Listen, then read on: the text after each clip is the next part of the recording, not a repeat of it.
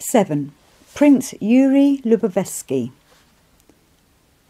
Remarkable and out of the usual run of men was the Russian Prince Yuri Lubovedsky. He was much older than I, and for almost 40 years was my elder comrade and closest friend. The remote, indirect cause which led to our meeting on life's path, and to the close bonds of many years' friendship, was the event by which his family life had been suddenly and tragically cut short. In his youth, when the prince was an officer of the guards, he had fallen violently in love with a beautiful young girl similar in character to himself, and had married her. They lived in Moscow, in the prince's house on the Sadovaya Boulevard. The princess died in giving birth to her first child, and the prince, seeking an outlet for his grief, first became interested in spiritualism, hoping to enter into communication with the soul of his dead beloved wife. And then, without realising it himself, he became more and more drawn to the study of occult sciences and to the search for the meaning of life. He so buried himself in these studies that he entirely changed his former mode of living. He received no one, went nowhere, and, withdrawing to his library, applied himself uninterruptedly to the questions relating to occultism which preoccupied him. One day, when he was particularly absorbed in these studies, his seclusion was broken by the visit of an unknown old man. To the astonishment of all his household, the prince immediately received the old man and, shutting himself up with him in the library, conversed with him a long time. Very soon after this visit, the prince left Moscow and spent almost all the rest of his life in Africa, India, Afghanistan and Persia. He rarely returned to Russia, and then only by necessity and for a short time. The prince was a very rich man, but he spent all his wealth on searches and on organising special expeditions to the places where he thought he might find an answer to his questions. He lived for a long time in certain monasteries and met many persons with interests similar to his own. When I first met him, he was already middle-aged, while I was still a young man. From then on until his death, we always kept in touch with each other. Our first meeting took place in Egypt, at the pyramids, not long after my journey with Pogassian. I had just returned from Jerusalem, where I had earned my living by showing tourists, chiefly Russians, the sights of the city and giving them the customary explanations. In a word, I had been a professional guide. Soon after my return to Egypt, I decided to take up the same profession. I knew Arabic and Greek well, and also Italian, which was indispensable then for speaking to Europeans. In a few days I had learned everything that a guide needed to know and began, along with the slick young Arabs, to confuse naive tourists. Since I was already well versed in this kind of work, and my pockets were not overflowing at that time either, I became a guide in order to earn the money I needed to carry out what I had planned. One day I was taken as a guide by a certain Russian who afterwards proved to be a professor of archaeology named Skridlov. As we were walking from the Sphinx towards the Pyramid of Cheops, my employer was hailed by a gentleman and slightly greying hair who called him a gravedigger and, obviously delighted at the meeting, inquired about his health. They talked Russian together, but to me my employer spoke broken Italian, not knowing that I spoke Russian. They sat down at the foot of the pyramid, and I sat down not far away, so that I could distinctly hear all that they were saying, and began to eat my churek. The gentleman who had met us, and who turned out to be a prince, asked the professor, among other things, "Are you really still disturbing the remains of people who died long ago, and collecting the utterly worthless rubbish supposedly once used in their stupid lives?" "What would you?" answered the professor. "This is at least something real and tangible, and not as ephemeral as that to which you have devoted your life. A life which you as a man of health and wealth could have used to the full. You are looking for truth, invented once upon a time by some crazy idler, But if what I do contributes nothing to the satisfaction of curiosity, at least, if one wishes, it contributes to the pocket.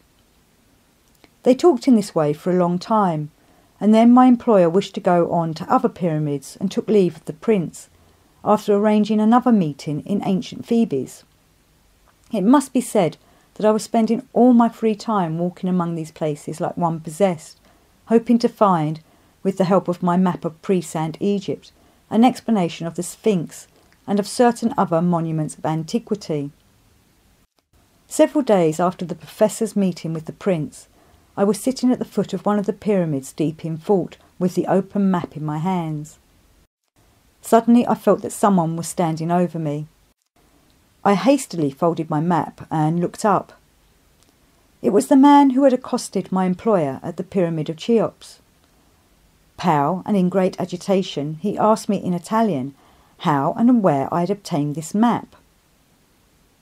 From his appearance and the interest he manifested in the map, I at once guessed that he must be that same prince described by the Armenian priest at whose house I had secretly made a copy of it. And, without answering his question, I asked him in turn, in Russian, if he were not the man who had wished to buy the map from such and such a priest. He answered, "Yes, I am that man," and he sat down beside me. Then I told him who I was and how this map had come into my possession, and how I already knew of his existence. Gradually we entered into conversation. When the prince had become quite calm again, he proposed that we should return to his apartment in Cairo and quietly continue our conversation there. From then on, owing to our common interests, a real bond was established between us. We met often, and our correspondence continued uninterruptedly for almost 35 years. During this period we travelled together many times in India, Tibet, and various parts of Central Asia. We met the last time but one in Constantinople, where the prince had a house in Pira, which was not far from the Russian embassy, and where from time to time he stayed for rather long periods. This meeting took place in the following circumstances. I was returning from Mecca in the company of some Bulgarian dervishes whose acquaintance I had made there, and of several Sart pilgrims who were going home. I wished to go to Tiflis via Constantinople, then to Alexandropol to see my family, and afterwards to go on with the dervishes to Bekhara. But all these plans were changed owing to my unexpected meeting with the prince. On arriving at Constantinople, I learned that our steamer would stay there for 6 or 7 days. For me this was most annoying news. To wait for a week, hanging about without anything to do, was not the most agreeable of prospects. I therefore decided to make use of this time to visit a dervish acquaintance of mine in Bursa, and incidentally see the famous Green Mosque. Going ashore at Galata, I decided to go first to the prince's house and tidy myself up, and at the same time to see the prince's amiable old Armenian housekeeper, Mariam Baji. According to his last letters, the prince should by then have been in Ceylon, but to my astonishment he turned out to be still in Constantinople, and even at home. As I have already said, we frequently wrote, but it was 2 years since we had seen each other, and this meeting was therefore a happy surprise for both of us. I put off my trip to Bursa, and even had to give up my plan of going straight to the Caucasus, in view of the prince's request that I should accompany to Russia a young woman on whose account his trip to Ceylon had also been temporarily abandoned. That same day I went to the bath, tidied myself up, and had supper with the prince. While telling me about himself, he related with great animation and very vividly the story of the young woman whom I had agreed to take to Russia. As from my point of view, this woman subsequently became remarkable in every respect.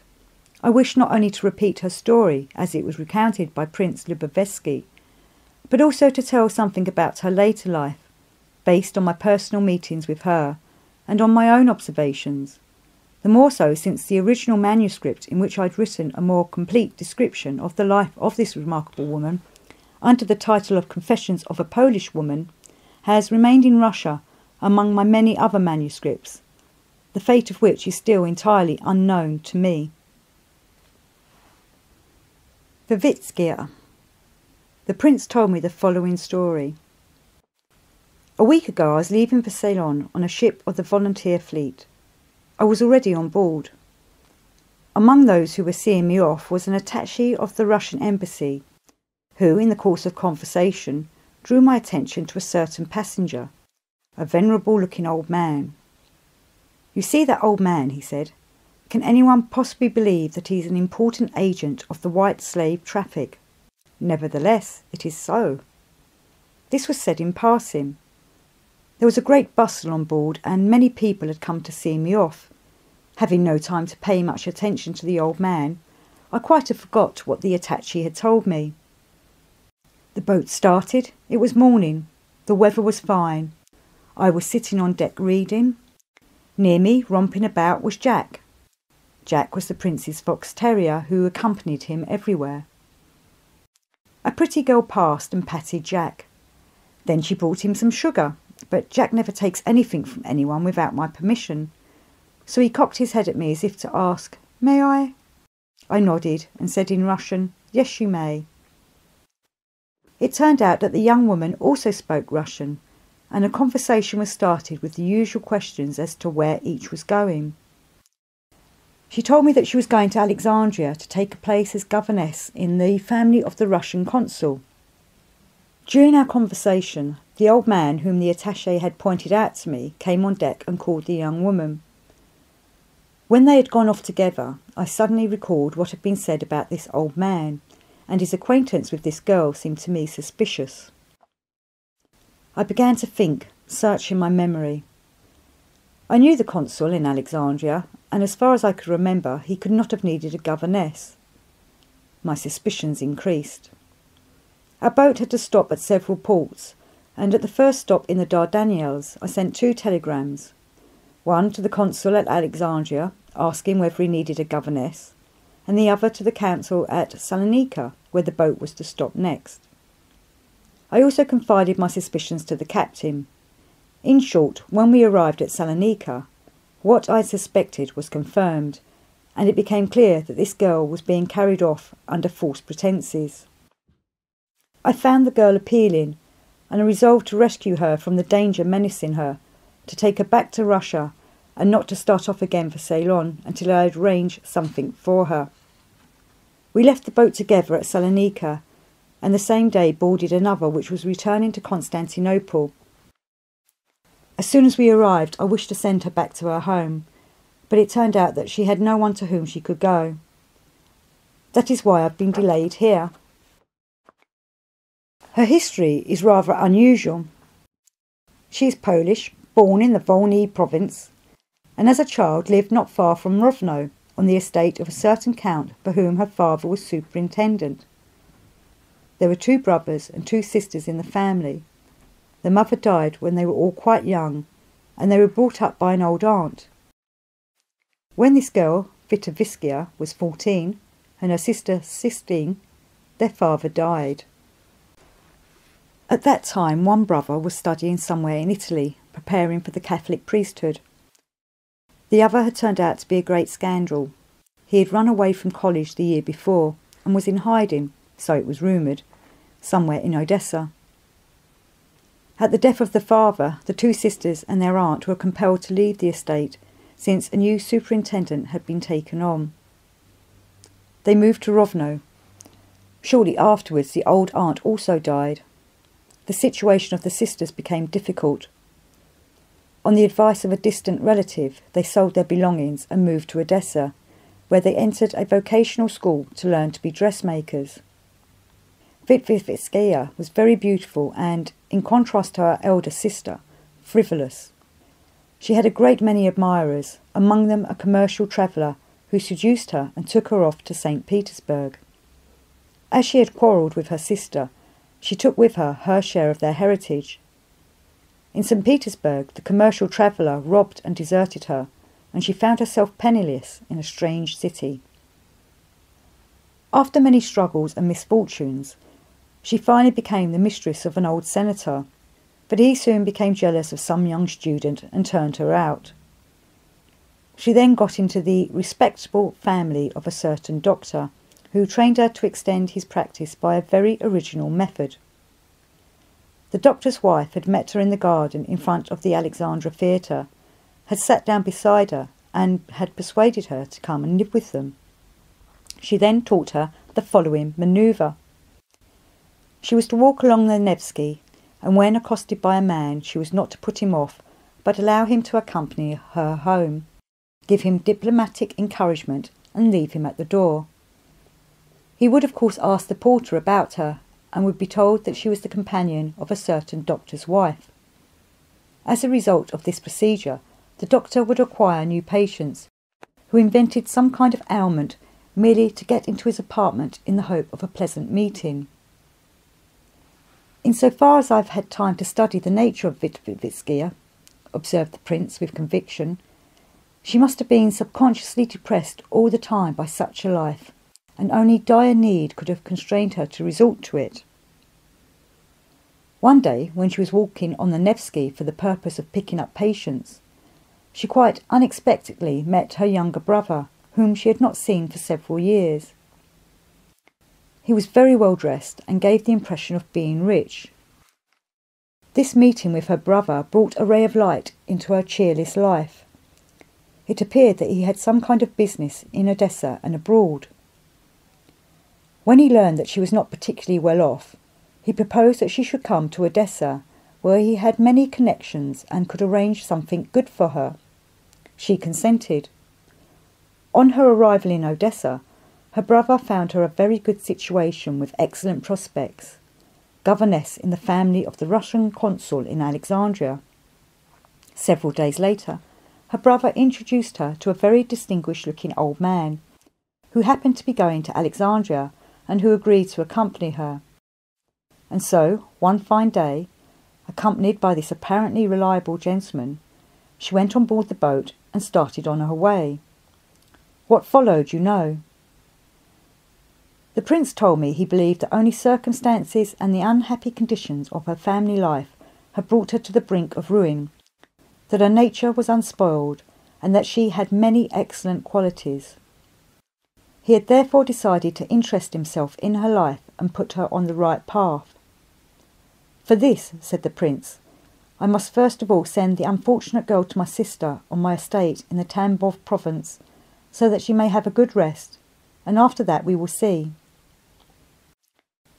Knowing the prince's idealism and kindness, I took a very sceptical attitude towards his project, and considered that in this case his efforts would be in vain. I even thought then, what falls from the waggon is lost. Without having set eyes on Lubovedsky, there arose in me, for some reason or other, something like hatred for her, but I could not refuse the prince, and with a reluctant heart consented to accompany this, as I then thought, worthless woman. I first saw her several days later when we boarded the boat. She was about middle height, very beautiful, with a good figure and brown hair. She had kind, honest eyes, which sometimes became diabolically cunning.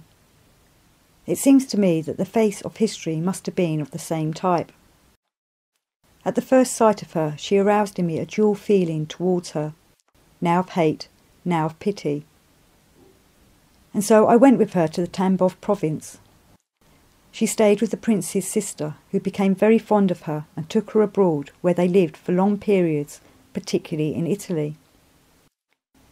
Little by little, under the influence of the prince's sister and the prince himself, she grew interested in their ideas, which soon became an integral part of her essence. She began to work on herself in earnest, and anyone who met her, if only once, could feel the result of that work. After I had taken her to Russia, I did not see her again for a long time. It was, it seems to me, at least 4 years later that I met her, quite by chance, with the sister of Prince Yuri Lubovedsky in Italy, in the following peculiar circumstances. Once I was in Rome, as always pursuing my aim, and since my money was fast running out, I followed the advice of 2 young Asirs, whose acquaintance I had made there, and with their help began to shine tunes on the street. It could not be said that my business went very well at first, and so, to increase my income, I decided to run it on new and original lines. For this purpose I ordered a special armchair under which, hidden from onlookers, I placed an Edison phonograph. To this I attached a rubber tube with earpieces on the end, in such a way that whoever sat in the armchair could put them to his ears, and I would then unnoticeably set the machine in motion. In this way my clients could listen to the Marseillaise or an operatic air while I shined their shoes. In addition to this, I fastened to the right arm of the chair a little tray of my own make, on which I put a glass, a decanter of water, vermouth, and some illustrated magazines. Thanks to this, my business became more than successful, and lira, not centesimi, began to pour in. Rich young tourists paid particularly well. Curious gapers would stand round me all day long, most of them waiting for their turn to sit in the armchair so that, while I shined their shoes, they could enjoy something never before seen or heard of, and incidentally show themselves off to the others who hung around all day, the same conceited fools as themselves. In this crowd I often noticed a certain young lady. She attracted my attention because she seemed quite familiar to me, but for lack of time I did not look at her closely. One day I happened to hear her voice as she said in Russian to the elderly woman with her, "I bet it is he," and I became so intrigued that, managing somehow to get free of my clients, I went straight up to her and asked her in Russian, "Tell me, please, who are you? It seems to me that I have seen you somewhere." "I am the person," she replied, "whom you once so hated that the flies which came into the sphere of the radiations of your hate perished. If you recall Prince Lubovedsky, then perhaps you will also recall the unfortunate girl you accompanied from Constantinople to Russia." I then immediately recognised her, and also the elderly woman with her, the prince's sister. From that day until they left for Monte Carlo, I spent every evening with them at their hotel. A year and a half after this meeting, accompanied by Professor Skridlov, Lubovedsky came to the meeting for one of our big expeditions, and from then on was a permanent member of our itinerant band. To illustrate the character of the inner world of Lubovedsky, the woman who had stood on the brink of moral ruin and who later, thanks to the aid of the persons with ideas who chanced to cross the path of her life, become, I may boldly say, such as may serve as an ideal for every woman, I will confine myself here to telling about only one aspect of her many-sided inner life. Among other interests, she was particularly drawn to the science of music. The seriousness of her attitude towards this science may be shown clearly by a conversation we had during one of the expeditions of our group. On this journey through the centre of Turkestan, thanks to special introductions, we stayed for 3 days in a certain monastery not accessible to everyone. The morning we left this monastery, Lubovedsky was as pale as death, and her arm, for some reason or other, was in a sling. For a long time she could not mount her horse by herself, and another comrade and I had to help her. When the whole caravan was under way, I rode beside Lubovedsky, a little behind all the others. I very much wanted to know what had happened to her, and questioned her insistently. I thought that perhaps one of our comrades had acted the brute and had dared in some way to insult her, a woman who had become sacred for us all, and I wished to find out who the scoundrel was, in order, without dismounting and without words, to shoot him down like a partridge. To my questions, Lubovedsky finally replied that the cause of her state was, as she expressed it, that damned music, and she asked me if I remembered the music of the night before last. I did indeed remember how all of us, sitting in some corner of the monastery, had almost sobbed listening to the monotonous music performed by the brethren during one of their ceremonies. And although we had talked about it afterwards for a long time, none of us could explain the reason for it. After a little pause, Lubovedsky began to talk of her own accord, and what she said about the cause of her strange state took the form of a long story. I do not know whether it was because the scenery through which we were riding that morning was indescribably glorious, or whether there was some other reason, but what she then told me with such sincerity, I still remember almost word for word, even after all these years.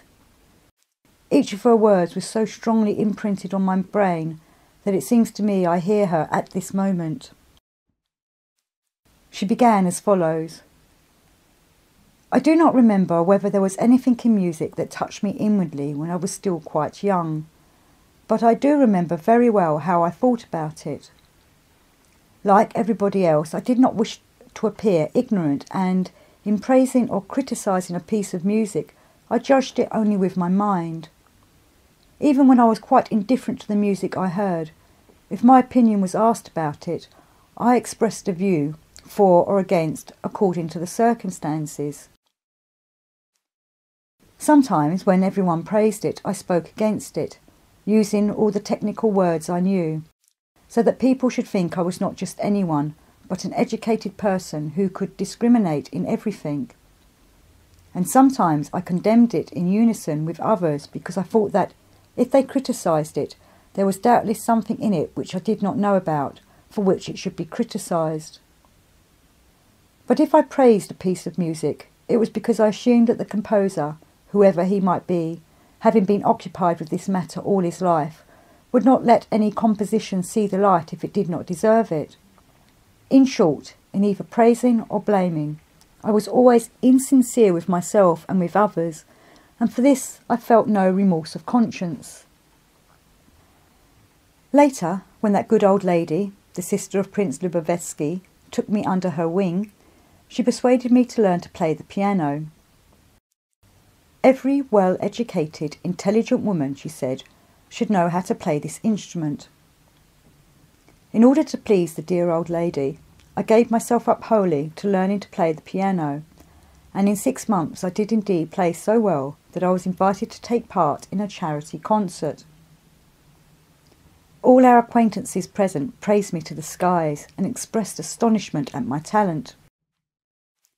One day, after I'd been playing, the prince's sister came over to me and very seriously and solemnly told me that, since God had given me such a talent, it would be a great sin to neglect it and not let it develop to the full. She added that, as I began to work on music, I should be really educated in this field, and not just play like any Mary Smith, and she therefore thought that I should first of all study the theory of music and, if necessary, even take an examination. From that day on she began sending for all kinds of books on music for me, and she even went to Moscow herself to buy them. Very soon the walls of my study were lined with enormous bookcases filled to overflowing with all kinds of musical publications. I devoted myself very seriously to studying the theory of music, not only because I wished to please my benefactress, but also because I myself had become greatly attracted to this work, and my interest in the laws of music was increasing from day to day. My books, however, were of no help to me, for nothing whatsoever was said in them either about what music is or on what its laws are based. They merely repeated in different ways information about the history of music, such as that our octave has 7 notes, but the ancient Chinese octave had only 5, that the harp of the ancient Egyptians was called tabuni and the flute mem, that the melodies of the ancient Greeks were constructed on the basis of different modes, such as the Ionian, the Phrygian, the Dorian, and various others, that in the 9th century polyphony appeared in music, having at first so cacophonic an effect that there was even a case of premature delivery of a pregnant woman, who suddenly heard in church the roar of the organ playing this music, that in the 11th century a certain monk, Guido da Arezzo, invented solfege, and so on and so forth. Above all, these books gave details about famous musicians, and how they had become famous. They even recorded what kind of neckties and spectacles were worn by such and such composers. But as to what music is and what effect it has on the psyche of people, nothing was said anywhere. I spent a whole year studying this so-called theory of music. I read almost all my books and finally became definitely convinced that this literature would give me nothing, but my interest in music continued to increase. I therefore gave up all my reading and buried myself in my own thoughts. One day, out of boredom, I happened to take from the Prince's library a book entitled The World of Vibrations, which gave my thoughts about music a definite direction. The author of this book was not a musician at all, and from the contents it was obvious that he was not even interested in music. He was an engineer and mathematician. In one place in his book he mentioned music merely as an example for his explanation of vibrations. He wrote that the sounds of music are made up of certain vibrations which doubtless act upon the vibrations which are also in a man, and this is why a man likes or dislikes this or that music. I at once understood this, and I fully agreed with the engineer's hypotheses. All my thoughts at that time were absorbed by these interests, and when I talked with the Prince's sister, I always tried to turn the conversation to the subject of music and its real significance. As a result, she herself became interested in this question, and we pondered over it together and also began to make experiments. The Prince's sister even bought several cats and dogs and other animals specially for this purpose. We also began inviting some of our servants, served them tea, and for hours on end played the piano for them. At first our experiments proved no result, but once, when we had as guests 5 of our servants and 10 peasants from the village formerly owned by the Prince, half of them fell asleep while I was playing a waltz of my own composition. We repeated this experiment several times, and each time the number of those who fell asleep increased. And although the old lady and I, making use of all kinds of principles, composed other music intended to have different effects on people, nevertheless the only result we attained was to put our guests to sleep. Finally, from constantly working on music and thinking about it, I grew so tired and thin that one day, when the old lady looked at me attentively, she became alarmed and, on the suggestion of an acquaintance, hastened to take me abroad. We went to Italy, and there, distracted by other impressions, I gradually began to recover. It was only after 5 years had passed, when we went on our Panama Afghanistan expedition and witnessed the experiments of the monopsychic brotherhood, that I again began to think about the effect of music, but not with the same enthusiasm as at first. In later years, whenever I remembered my first experiments with music, I could not help laughing at our naivety in giving such significance to the guests falling asleep from our music. It never entered our heads that these people fell asleep from pleasure, simply because they had gradually come to feel at home with us, and because it was very agreeable after a long day's work to eat a good supper, drink the glass of vodka offered them by the kind old lady, and sit in soft armchairs. After witnessing the experiments and hearing the explanations of the monopsychic brethren, I later, on my return to Russia, resumed my experiments on people. I found, as the brothers had advised, the absolute la according to the atmospheric pressure of the place where the experiment was to be carried out, and tuned the piano correspondingly, taking into consideration also the dimensions of the room.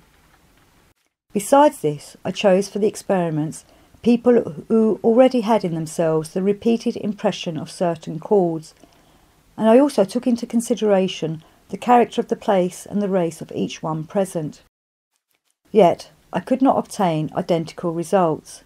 That is to say, I was not able by one and the same melody to evoke identical experiences in everyone.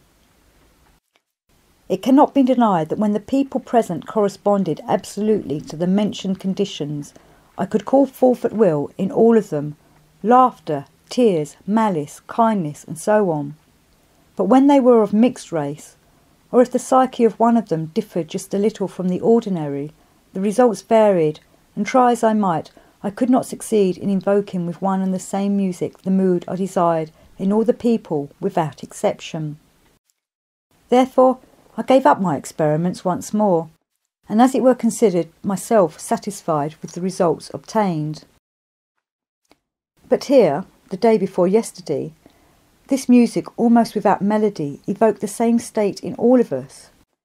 People not only of different race and nationality, but even quite unlike in character, type, habits and temperament. To explain this by the feeling of human herdness was out of the question, as we have recently experimentally proved that in all our comrades, thanks to corresponding work on themselves, this feeling is totally absent. In a word, there was nothing the day before yesterday that could have produced this phenomenon, and by which it could somehow or other be explained. And after listening to this music, when I returned to my room, there again arose in me the intense desire to know the real cause of this phenomenon, over which I had racked my brains for so many years. All night long I could not sleep, but only thought what could be the real meaning of it all. And the whole day yesterday I continued to think and even lost my appetite. I neither ate nor drank anything, and last night I grew so desperate that either from rage or exhaustion or for some other reason, I almost without knowing it bit my finger, and so hard that I nearly severed it from my hand. That is why my arm is now in a sling. It hurts so much that I can hardly sit on my horse. Her story touched me deeply, and with all my heart I wanted to help her in some way. In my turn I told her how a year earlier I had happened to come across a phenomenon, also connected with music, which had greatly astonished me. I told her how, thanks to a letter of introduction from a certain great man, Father Everlissi, who had been my teacher in childhood, I had been among the Essenes, most of whom are Jews, and that by means of very ancient Hebraic music and songs they had made plants grow in half an hour, and I described in detail how they had done this. She became so fascinated by my story that her cheeks even burned. The result of our conversation was that we agreed that as soon as we returned to Russia, we would settle down in some town where, without being disturbed by anyone, we could really seriously carry out experiments with music. After this conversation, for all the rest of the trip, Wittwitskia was her usual self again. In spite of her injured finger, she was the nimblest of all in climbing every cliff, and she could discern at a distance of almost 20 miles the monuments indicating the direction of our route. Wittwitskia died in Russia from a cold she caught while on a trip on the Volga. She was buried in Samara. I was there at the time of her death, having been called from Tashkent when she fell ill. Recalling her now, when I've already passed the halfway mark of my life and have been in almost all countries and seen thousands of women, I must confess that I never have met, and probably never will meet, another such woman. And so to continue my interrupted story of my elder comrade, my essence friend, Prince Lubovedsky, I will say that soon after my departure from Constantinople, he also left. I did not see him again for several years, but thanks to letters which I received from him periodically, I was kept more or less informed as to where he was, and what was the most important interest of his life at the given time. First he went to the island of Ceylon, and then undertook a journey up the river Indus to its source. After that he wrote to me at various times from Afghanistan, from Balochistan, from Kafiristan, until our correspondence suddenly ceased, and from then on there was neither news nor rumour of him. I was convinced that he had perished on one of his journeys, and little by little I had become accustomed to the thought that I had lost for ever the man nearest to me, when suddenly, quite unexpectedly, I ran across him again in exceptional circumstances in the very heart of Asia. In order to throw more light on this last meeting of mine with a man who, according to my notions, represents in contemporary conditions of life an ideal worthy of imitation, I must again interrupt my present story to say something about a certain Solovey, who also became my friend and comrade. Solovey was later an authority on what is called Eastern medicine in general, and on Tibetan medicine in particular, and he was also the world's greatest specialist in the knowledge of the action of opium and hashish on the psyche and organism of man. My last meeting with Yuri Lubovedsky took place during a journey in Central Asia, on which I was accompanied by Solovey. Solovey. 4 or 5 miles from the town of Bukhara, the capital of the Bukharanian Khanate, the Russians had built round the station of the Trans-Caspian Railway the big new town called New Bukhara. I was living in this new town when I first met Solovey. I had gone there chiefly to visit places where I could gain a more thorough knowledge of the fundamental principles of the religion of Mohammed, and to be able to meet Bukharian dervish acquaintances of various sects, among whom was my great and old friend Bogha Eddin. He was not at that time in Bukhara, and nobody knew where he had gone, but I had grounds for counting on his speedy return. On my arrival in New Bukhara, I had taken a small room in the house of a fat Jewess who sold Russian kayas. I lived in this room with my devoted friend, a large Kurd sheepdog, Philos, who for 9 years accompanied me on all my wanderings. This Philos, by the way, quickly became famous in any town or village where I happened to stay for a while, particularly among small boys, thanks to his talent for bringing me hot water for my tea from the chakhanas and taverns to which I sent him with a kettle. He even used to go with a note for me to make purchases. In my opinion, this dog was so astonishing that I do not consider it superfluous to spend a little of my time acquainting the reader with his rare psyche. I will in any case describe a few incidents showing the associative ingenuity of his psychic manifestations. A little before this I had gone to the Bukharian town of P to see several dervishes of a certain sect who were then living there, and with whom Bogha Eddin had advised me to get acquainted. The first incident took place just after these dervishes had left the town of P, and I myself had decided to move to the city of Samarkand. My financial resources were almost at an end, and after paying for my room in the cavernous area and settling my other debts in P, the very most I would have left would be 60 kopecks. It was impossible in that town to earn money in any way, because it was not the working season, and it was none too easy in such a remote place, far from a European civilization, to sell any artistic or mechanical trifles. In Samarkand, on the other hand, there were many Russians and other Europeans. Besides, foreseeing the possibility of my going to Samarkand, I had already given instructions to save money sent to me there from Tiflis. Not having the wherewithal to pay for the trip, I decided to do this distance, about 70 miles, on foot, and one fine day I set out with my friend Philos. Before leaving, I bought myself 5 kopecks worth of bread, and for another 5 kopecks a sheep's head for Philos. I drew on our supply of food, mine as well as Philos, very economically, so it could not be said that we were satisfied. At a certain place on both sides of the road were bostani, that is, vegetable gardens. In many parts of Turkestan it is the custom to fence off one garden from another and from the road by planting hedges of Jerusalem artichokes, which grew very high and thick and served the purpose of wooden or wire fences. Walking along, I came to just this kind of fence. As I was very hungry, I decided to dig up several artichokes. Looking round to see whether anyone could see me, I hastily dug up 4 big artichokes and, as I continued on my way, ate them with great pleasure. I also gave a piece to Philos to try, but after sniffing at it he refused to eat it.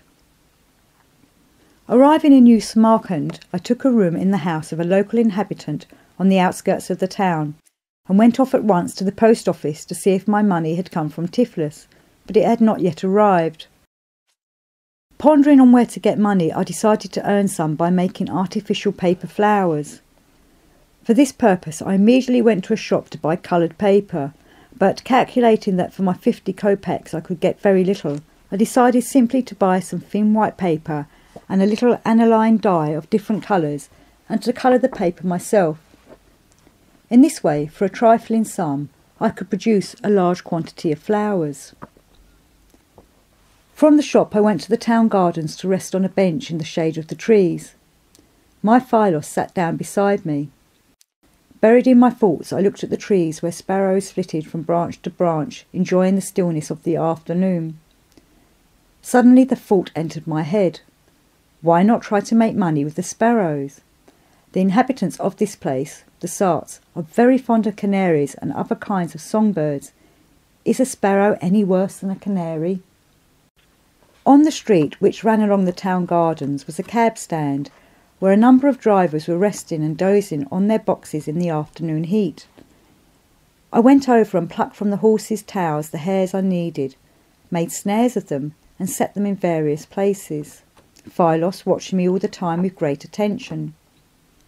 A sparrow soon fell into one of the snares. I carefully took it out and carried it home. At the house I asked the landlady for scissors, clipped my sparrow to the shape of a canary, and then coloured it fantastically with the aniline dyes. I took this sparrow to old Samarkand, where I immediately sold it, claiming that it was a special American canary. I charged 2 roubles for it. With the money I at once bought several simple painted cages, and from then on began selling my sparrows in cages. In 2 weeks I sold about 80 of these American canaries.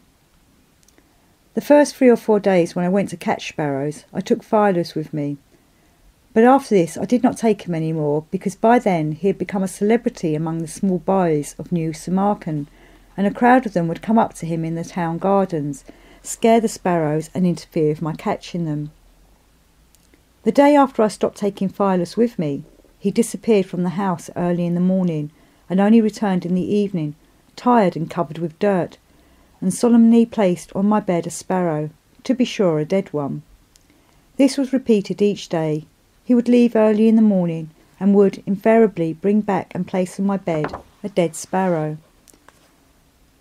I did not risk a long stay in Samarkand. I was afraid that the devil would play a joke, and that my sparrows might suddenly get wet in the rain, or that some American canary in its cage might take a fancy to bathing in its drinking trough, and then indeed there would be a great uproar, as my American canaries would be turned into disfigured, clipped and miserable sparrows. So I hastened to get away with my skin whole. From Samarkand I went to New Burkara, where I expected to find my friend, the dervish Bogha Edom.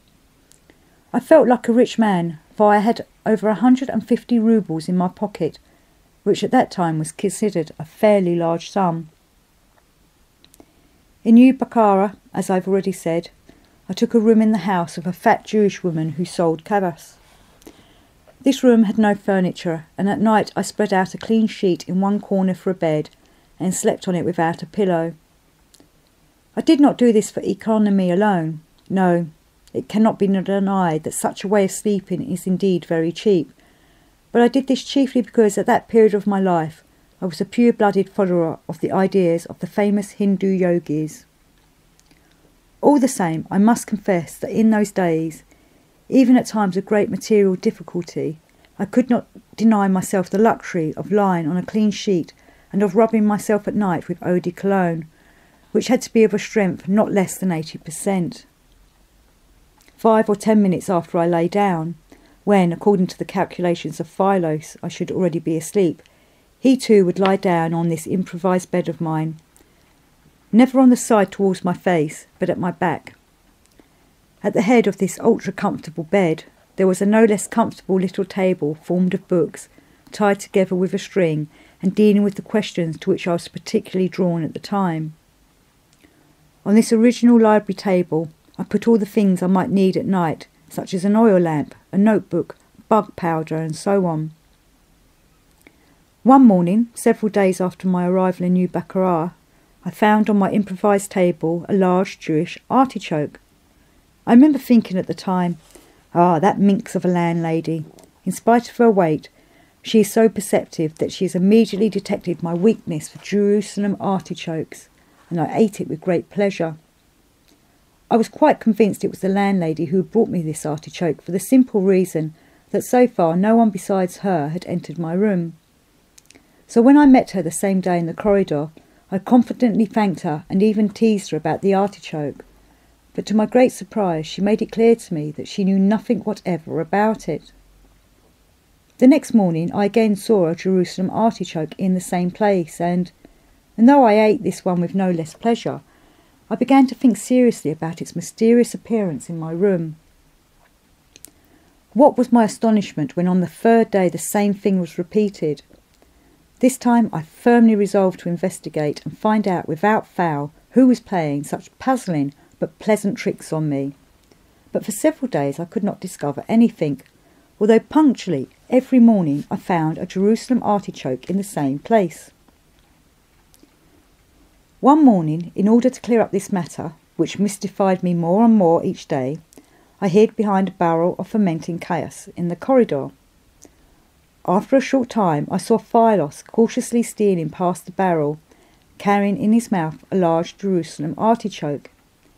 He went into my room and placed it just where I usually found them. From then on, I began to keep a close watch on Phylos. The next morning, when I was about to leave the house, I patted Phylos on the left side of his head, which meant between us that I was going far away and was not taking him with me, but going out into the street, I walked only a short distance and then returned to the shop opposite our house and began watching my door. Very soon out came Phylos, and glancing round he set off in the direction of the market. Surreptitiously I followed. At the market, near the municipal scales, were a great many provision shops and a crowd of people. I saw Phylos quietly walking through the crowd and did not let him out of my sight. Passing in front of a shop, he looked round and, when he was sure that nobody was watching him, he quickly snatched a Jerusalem artichoke from a sack standing there and set off at a run. And when I returned home, I found a Jerusalem artichoke in the usual place. I will describe one more feature of the psyche of this astonishing dog. Usually when I left home and did not take him with me, he lay outside my door and awaited my return. In my absence, anyone who wished could enter my room, but he would not allow anyone to leave it. If anyone did wish to leave my room while I was away, this huge dog would begin growling and baring his teeth, which was quite enough to make any stranger's heart sink into his boots. I will tell, for example, about an incident connected with my late really genuine friend Phylos, which also took place in New Bucharest. The day before this incident, a certain Pole, who was what was then called a travelling cinematographer, came to me on the advice of local inhabitants who knew me as the only specialist in this work, with an order to repair one of his 2 containers for acetylene gas, by means of which these strolling artists projected their cinematographic pictures. I had promised this Pole to call soon in my spare time and repair his container. But it turned out that the very day after our conversation, the Polish cinematographer noticed that the gas was beginning to escape from the other container also, and fearing that his entire next show would break down, he decided not to wait for me to come, but to bring me the container himself.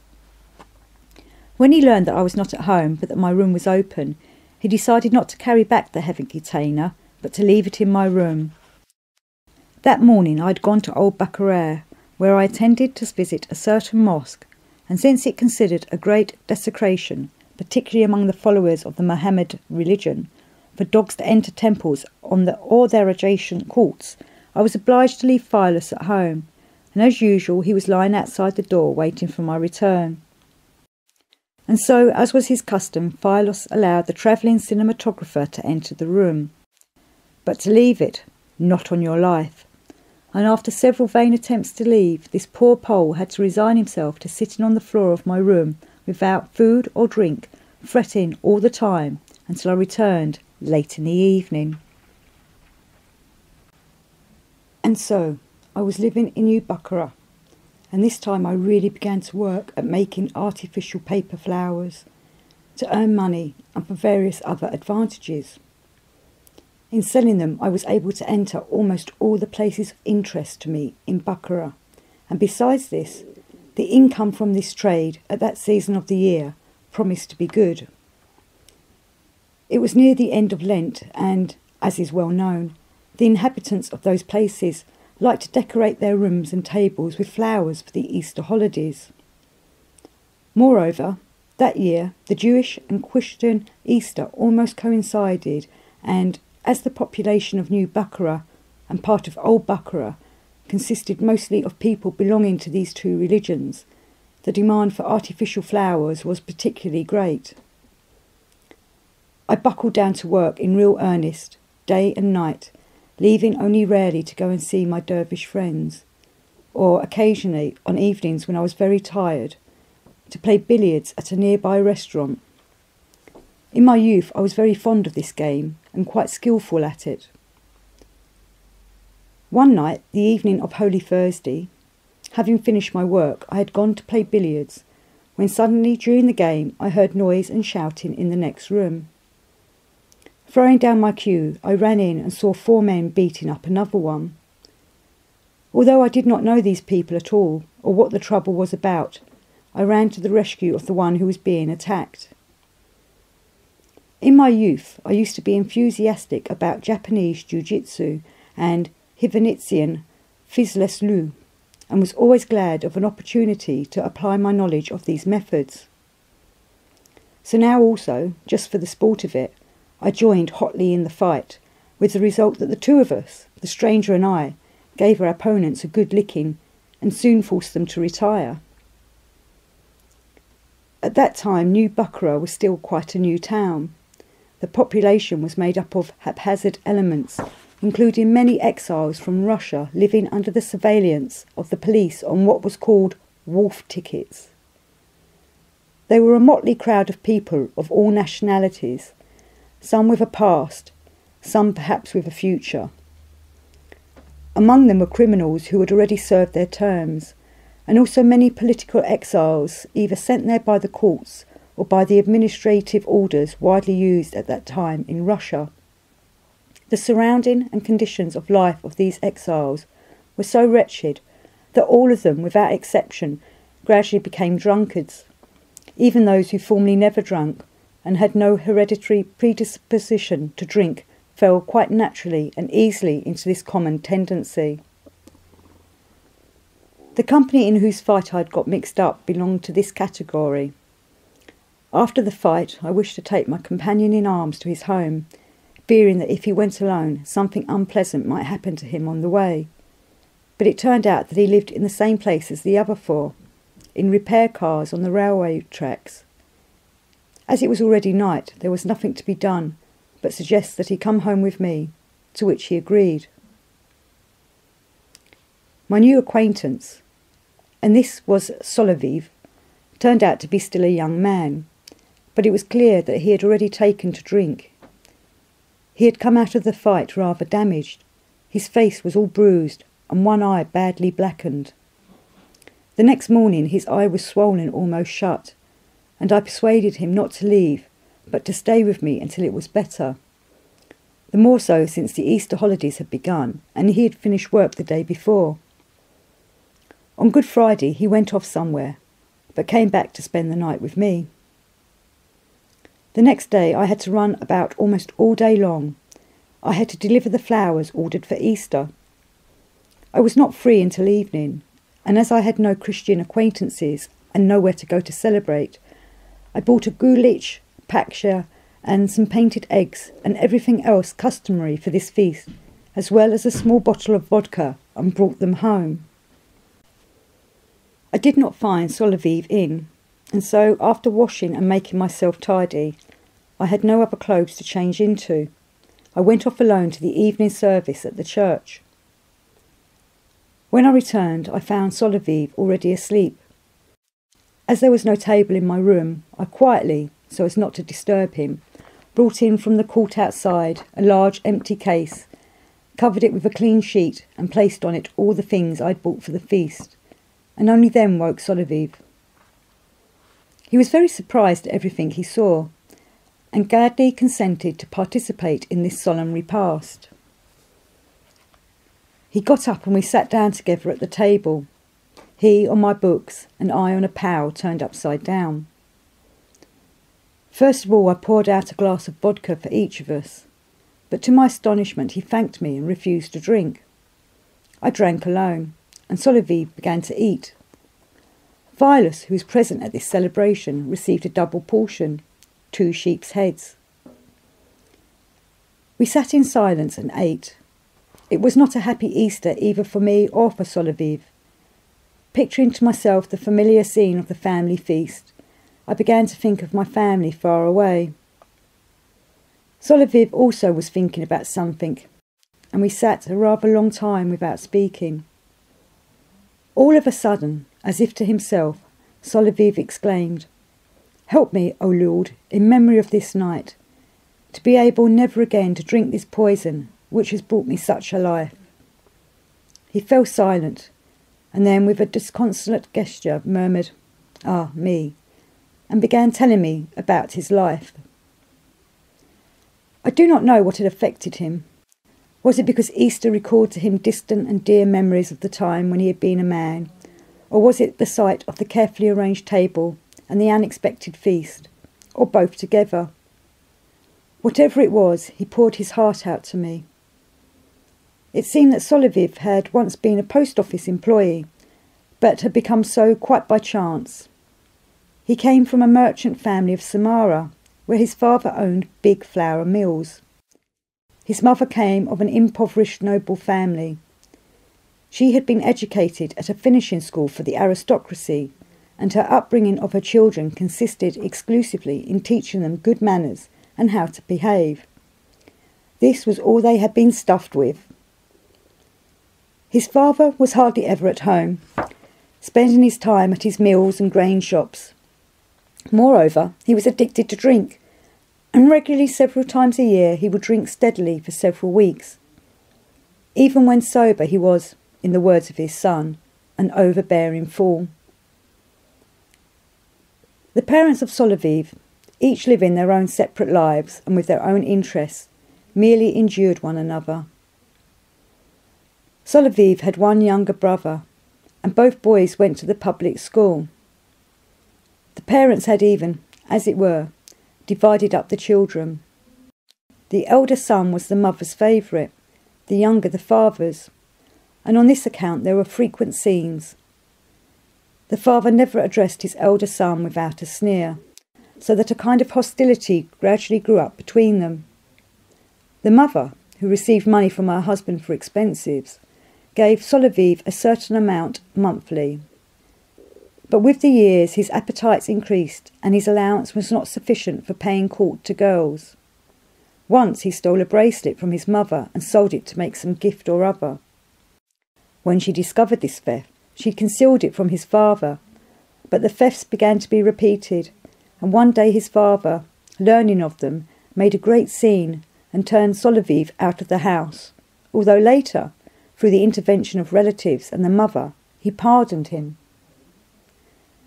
Solovey was in the 5th, or next to the highest, class of the school, when a travelling circus stopped in Samara, and he lost his head completely over a bareback rider named Verka. When the circus moved to Zarzin, Solovey followed her there, having got hold of money in some fraudulent way from his mother. At this time he had already begun to drink. In Zarzin he learned that his Verka had taken up with a captain of the mounted police, and, out of bitterness, he took to drinking heavily. He began to frequent the port taverns and found a great many companions like himself. It ended one fine day in everything being stolen from him while drunk, and he found himself in a strange town without a kopeck and not daring to send word of himself to his family.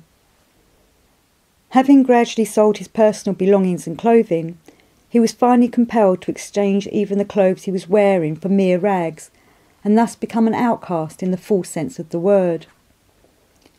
Hunger forced him to work in a fishery, and passing from one job to another, he finally came, in the company of other outcasts, to the town of Baku.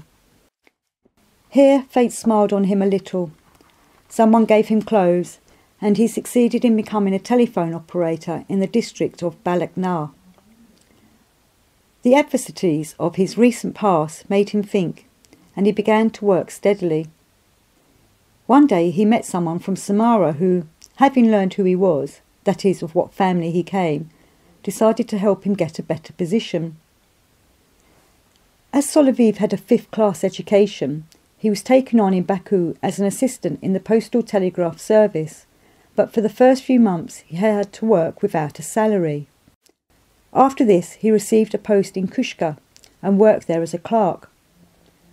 Thanks to his abstinence, he was able to dress decently and even saved a small sum of money. When he was 21, he received a notice from the military authorities that he was about to be called up for military service. This obliged him to return to his native town, and on arriving in Samara, he put up at a hotel and wrote to his mother. His mother, who had been receiving letters from him before this, was glad that her son had apparently turned over a new leaf and succeeded in obtaining his father's pardon for him. Solovey was again received into the house, and his father, seeing that his son had come to his senses, was glad that things had turned out no worse and began to treat him well. On reporting to the military authorities, Solovey drew a lot to serve, but being a telegraphist in the postal service, he had to wait several months for his appointment, since recruits of this category were appointed to vacancies by the central administration of the army. So he lived with his parents another 3 or 4 months before being ordered to a post with the railway battalion in charge of the Trans-Caspian Railway, which at that time was still militarised. When he arrived at his post and had done several weeks of compulsory service as a private soldier in the 2nd Company, he was assigned to what was called the Kushka Line, but soon afterwards he fell ill with jaundice and was sent to the hospital at Merv, where his company was stationed. When he recovered, he was sent to the battalion headquarters at Samarkand and then to the military hospital there to be examined for his fitness for further military service. In the main building of the hospital in which Solovey was placed, there was also a ward for prisoners.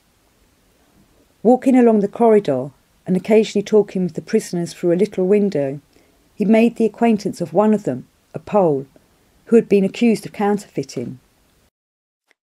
When Solovey was given leave from service on account of poor health and discharged from the hospital, this prisoner asked him to take a letter to a friend of his who lived near the station in Samarkand.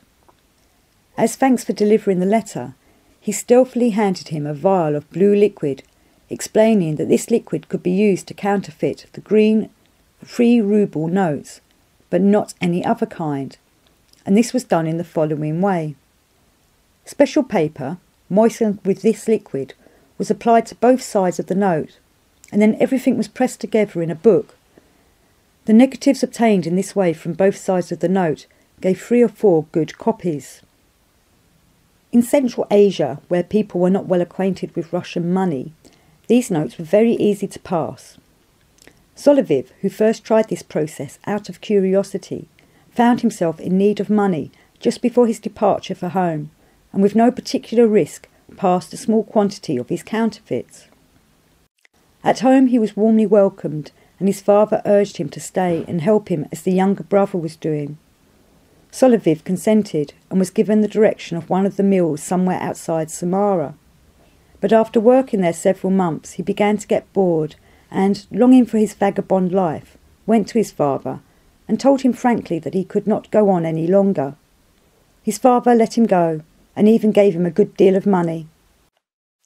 After this, Solovey went to Moscow and to St. Petersburg, again took to drink, and finally arrived, drunk, in Warsaw. It was about a year after he had been given leave from military service. In Warsaw he was stopped on the street by a man who turned out to be a prisoner he had known in the Samarkand hospital. It seemed he had been acquitted by the court and had come to Warsaw chiefly for paper and for a note printing machine which he was expecting from Germany. He invited Solovey to enter into partnership with him and help him in his work in Bukhara. Solovey was tempted by this criminal but easy profit. He went to Bukhara to wait for his companion, but the Polish counterfeiter was delayed in Warsaw waiting for his machine. Solovey continued to drink and, having squandered what was left of his money, got some job with the railway, where he had been working for 3 months before I met him, drinking incessantly all the while. Solovy's frank story touched me deeply. At that time I already knew a great deal about hypnotism and, after bringing a man into a certain state, could influence him by suggestion to forget any undesirable habit. I therefore proposed to Solovey that I should help him if he really wished to get rid of this pernicious habit of drinking vodka, and explained to him how I would do it. He agreed, and the next day, and each day thereafter, I brought him into the hypnotic state and made the necessary suggestions. He gradually began to feel such an aversion to vodka that he could not even bear to look at this poison, as he called it. By this time, Solovey, having given up his railway work, had moved over to stay with me. He began to help me make the flowers, and sometimes took them to the market to sell. When he had thus become my assistant, and we had grown accustomed to living together like two good brothers, my friend the dervish Boga-i-Din, of whom I had had no news for 2 or 3 months, finally returned to old Bukhara. Learning that I was in New Bukhara, he came to see me the next day. When I asked him why he had been away so long, Boga-i-Din answered as followed. I was away all this time because in one of the towns of Upper Bukhara I chanced to meet an extremely interesting man, and in order to see him more often and converse with him as much as possible about questions which profoundly disturbed me, I arranged to serve as his guide for a journey through Upper Bukhara and along the banks of the Amu Darya, and it is with him that I have come here now. This old man, continued Boga-i-Din, is a member of a brotherhood known among the dervishes by the name of Sarmong, of which the chief monastery is somewhere in the heart of Asia. Boga-i-Din further told me, during one of my conversations with this extraordinary being, it turned out that he somehow knew a great deal about you. I therefore asked him whether he would have anything against it if you should wish to see him. To this question he answered that he would be glad to see you, a man who, though by origin a Kafir, has succeeded, thanks to his impartial attitude towards all people, in acquiring a soul similar to ours. Kafir is the name given to all foreigners of other faiths, and this includes all Europeans in general, who, according to the notions there, live like animals, without principles and without anything holy in them. Everything that Boga-i-Din told me about this man set my brain in a whirl, and I begged him to arrange a meeting for me as soon as possible. He readily agreed to do so, as at that moment the old man was not far away, staying with some acquaintances in Kishlak near New Bukhara. We arranged to go there the next day. I had several very long conversations with this old man. In the last one he advised me to go to his monastery and stay there for a time. Perhaps, he explained, you will succeed in talking with someone or other there about the questions which interest you, and maybe in this way you will make clear to yourself what it is you seek. He added that if I wished to go there he would be willing to help me, and would find the necessary guides, on condition that I would take a solemn oath never to tell anyone where the monastery was situated. I, of course, instantly agreed to everything. My only regret was to part from Solovey, to whom I had become greatly attached, so, just on the chance, I asked the old man whether I could take a good friend of mine with me on this journey. After thinking a little, he replied, I think you may, if, of course, you can vouch for his honour and for his keeping the oath, which will be required of him also. I could fully vouch for Solovey, as during our friendship he had already proved his ability to keep his word. When we had talked everything over, it was agreed that a month later, to the day, we would be met near the ruins of Yeni Hissa, on the banks of the Amu Darya, by people whom we would recognise by a password, and who would serve as our guides to the monastery. On the appointed date, Solovey and I arrived at the ancient ruins of the fortress of Yeni Hissa, and that same day met the 4 Kara-Kirghiz who had been sent for us. After the customary ceremony, we all ate together, and when it began to grow dark, we repeated the oath they required of us, and after they had pulled bashliks — a bashlik is a hood which may be put on in such a way as to cover the face completely — they had pulled bashliks over our eyes, we mounted our horses and rode off. Throughout the whole of our journey, we strictly and conscientiously kept our oath not to look and not to try to find out where we were going and through what places we were passing. When we halted for the night, and occasionally by day when we ate in some secluded place, our bashliks were removed, but while on the way we were only twice permitted to uncover our eyes. The first time was on the 8th day, when we were about to cross a swinging bridge which one could neither cross on horseback nor walk over two abreast, but only in single file, and this it was impossible to do with eyes covered. From the character of the surroundings then revealed to us we deduced that we were either in the valley of the Panjis River or of the Serevishan, as there was a broad stream flowing beneath us, and the bridge itself, with the mountains surrounding it, was very similar to the bridges in the gorges of these two rivers. It must be said that, had it been possible to cross this bridge blindfold, it would have been much better for us. Whether it was because we had gone for a long time before that with our eyes covered, or for some other reason, I shall never forget the nervousness and terror we experienced in crossing this bridge. For a long time we could not bring ourselves even to set foot on it. Such bridges are very often met with in Turkestan, wherever there is no other possible route, or in places where to advance 1 mile would otherwise require a 20-day detour.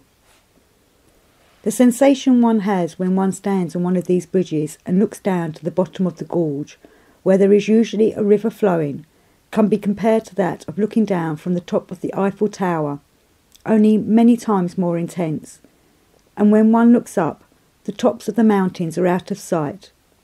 They can only be seen from a distance of several miles.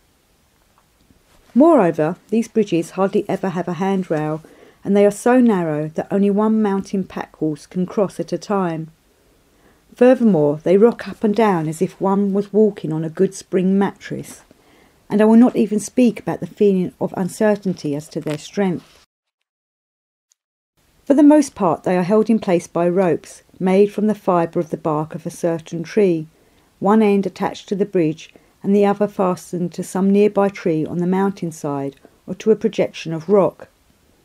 In any case, these bridges are not to be recommended even to those who in Europe are called thrill chasers. The heart of any European crossing these bridges would sink, not into his boots, but somewhere still lower. The second time our eyes were uncovered was when we were about to pass a caravan. Evidently not wishing the peculiar cowls over our eyes to attract attention or excite suspicion, our guides considered it advisable that we remove them for this encounter. We did so just as we were going by a monument type typical of Turkestan, standing right at the top of a mountain pass. In Turkestan there are many of these monuments, which are very cleverly placed. Without them, we travellers would have no possibility of orientating ourselves in this chaotic, roadless region. They are usually erected on some elevated spot so that, if one knows the general plan of their placement, they can be seen a long way off, sometimes even from a score of miles. They are nothing more than single high blocks of stone or simply long poles driven into the ground. Among the mountain folk there exist various beliefs concerning these monuments, such as the following: that at this spot some saint was either buried or was taken up alive to heaven, that he killed the 7-headed dragon there, or that something else extraordinary happened to him at that place. Usually the saint in whose name the monument was erected is considered the protector of the entire surrounding countryside, and when a traveller has successfully overcome any difficulty natural to the region, that is, has escaped an attack by brigands or wild beasts, or has safely crossed a mountain or river, or surmounted any other danger, it is all attributed to the protection of this saint. And so any merchant, pilgrim, or other traveller who has passed through these dangers brings to the monument some kind of offering in gratitude. It became an established custom to bring as an offering something which, as is believed there, would mechanically remind the saint of the prayers of the person who brought the offering. Accordingly, they bring gifts such as a piece of cloth, the tail of an animal, or something else of the kind, so that with one end tied or fastened to the monument, the other end can flutter freely in the wind. These things, moving in the wind, make the spot where the monument is placed visible to us travellers from a great distance. Whoever knows approximately the arrangement of these monuments can locate one of them from some elevated spot and make his way in its direction, and from it to the next, and so on. Without knowing the general pattern of their arrangement, it is almost impossible to travel through these regions. There are no well-defined roads or footpaths, and if some paths do form of themselves, then, owing to the sudden changes of weather and the ensuing snowstorms, they very quickly change or are totally effaced. So if these landmarks were not there, a traveller trying to find suitable paths would become so confused that even the most delicate compass would be of no help to him. It is possible to pass through these regions only by establishing the direction from monument to monument. On the way we changed horses and asses several times, and sometimes went on foot. More than once we had to swim rivers and cross mountains, and by our sensations of heat and cold it was evident that we sometimes descended into deep valleys or climbed very high. At last, when at the end of the 12th day our eyes were uncovered, we found ourselves in a narrow gorge through which flowed a small stream whose banks were covered with a rich vegetation. As it turned out, this was our last halt. After eating we set off again, but this time not blindfolded. We rode on asses up the stream, and after we had ridden half an hour through the gorge, a small valley opened up in front of us, surrounded by high mountains.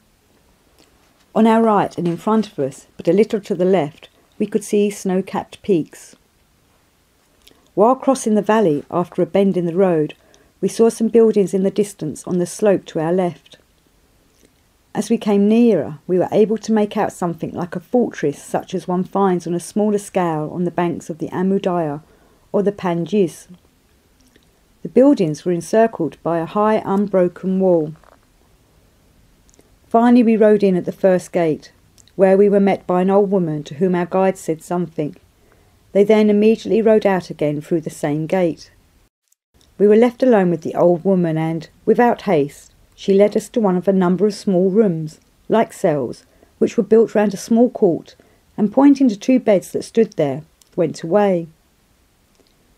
Soon a very venerable old man came, and without questioning us about anything began conversing with us very amiably in Turcoman, as though we were old acquaintances of his.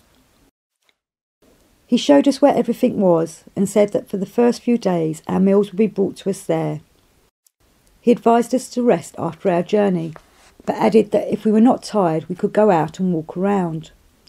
In short, he gave us to understand that we could live as we pleased. As we were indeed very tired from our journey, we decided to rest a little and lay down. I slept like a log, and was only awakened by a boy bringing tea things and a samovar with green tea and our morning meal of hot maize cakes, goat's cheese and honey. I wanted to question the boy as to where we could bathe, but unfortunately it turned out that he spoke no language but Vizinets, and I knew nothing of that peculiar language except a few swear words. Solovey was already up and out. He returned about 10 minutes later. He too had fallen sound asleep in the evening, but had waked late at night and, fearing to disturb someone, had at first lain quietly in bed, memorising Tibetan words. At sunrise he went out to look around, but as he was about to go out through the gate, an old woman had called to him and beckoned him to a small house in the corner of the court. He followed her, thinking that it was doubtless forbidden to go out, but when he entered her house it turned out that the good woman had simply wanted to give him some fresh, warm milk to drink, after which she even helped him herself to open the gate. As no one else came to us, we decided, after drinking tea, to go for a walk and explore the neighbourhood. First of all we walked all round the high wall enclosing the buildings. Besides the gate through which we had entered, there was one other, smaller, on the northwest side.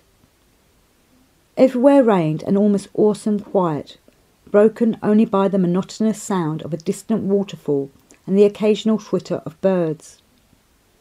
It was a hot summer day. The air was heavy. We were listless and not at all interested in the grandeur of the scenery round us. Only the sound of the waterfall, as if bewitching us, drew us towards it. Without exchanging a word, Solovey and I automatically went to this waterfall, which later became our favourite place. Neither on that day nor on the following did anyone come to see us, but regularly 3 times a day we were brought food consisting of milk products, dried fruit and fish, black-spotted trout, and almost every hour our samovar was refilled. We either lay on our beds or went to the waterfall, where, to its monotonous sound, we memorised Tibetan words. During all this time, neither at the waterfall nor on our way to it did we meet a single person, except once, while we were sitting there, 4 young girls came by. But when they saw us, they quickly turned aside and, passing through a little grove, entered the gate we had noticed on the northwest side. On the morning of the 3rd day, I was sitting in a shady spot by the waterfall, and Solovey, out of boredom, was wiseacring, in some way known only to himself, to determine by means of little sticks the altitude of the snow-capped peaks which rose before us, when suddenly we saw the boy who had brought us our first meal come running towards us. He gave Solovey a note, a folded sheet of paper without an envelope. Solovey took the note, and seeing the name g.i.gurdjieff written on it in Sart, he handed it to me in perplexity. When I opened the note and recognised the handwriting, everything went black before my eyes, so unexpected was it. It was the handwriting which I knew so well, of the man dearest to me in life, Prince Lubovedsky. The note was written in Russian, and its contents were as followed. My dear child, I thought that I would have had a stroke when I learnt that you were here. I am distressed that I cannot rush at once to embrace you, and that I must wait till you yourself come to me. I am in bed, and all these days I have not been out and have spoken to no one, and only just this moment have I learned that you are here. Oh, how glad I am that I shall soon see you. I am doubly glad of it, glad that you got here yourself, without my help or the help of our mutual friends, in which case I should have known, for it proves to me that during this time you have not been asleep. Come to me soon, and we will talk about everything. I also hear that you are with a comrade. Though I do not know him, I shall be happy to greet him as your friend.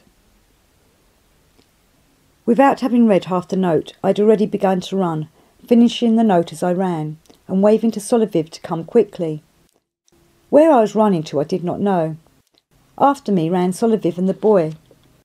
When we reached the first court where we had been living, the boy took us to a second court and showed us the cell where the prince lay. After a joyful greeting and embraces, I asked the prince how he had fallen ill. Before this, he said, I had been feeling very well.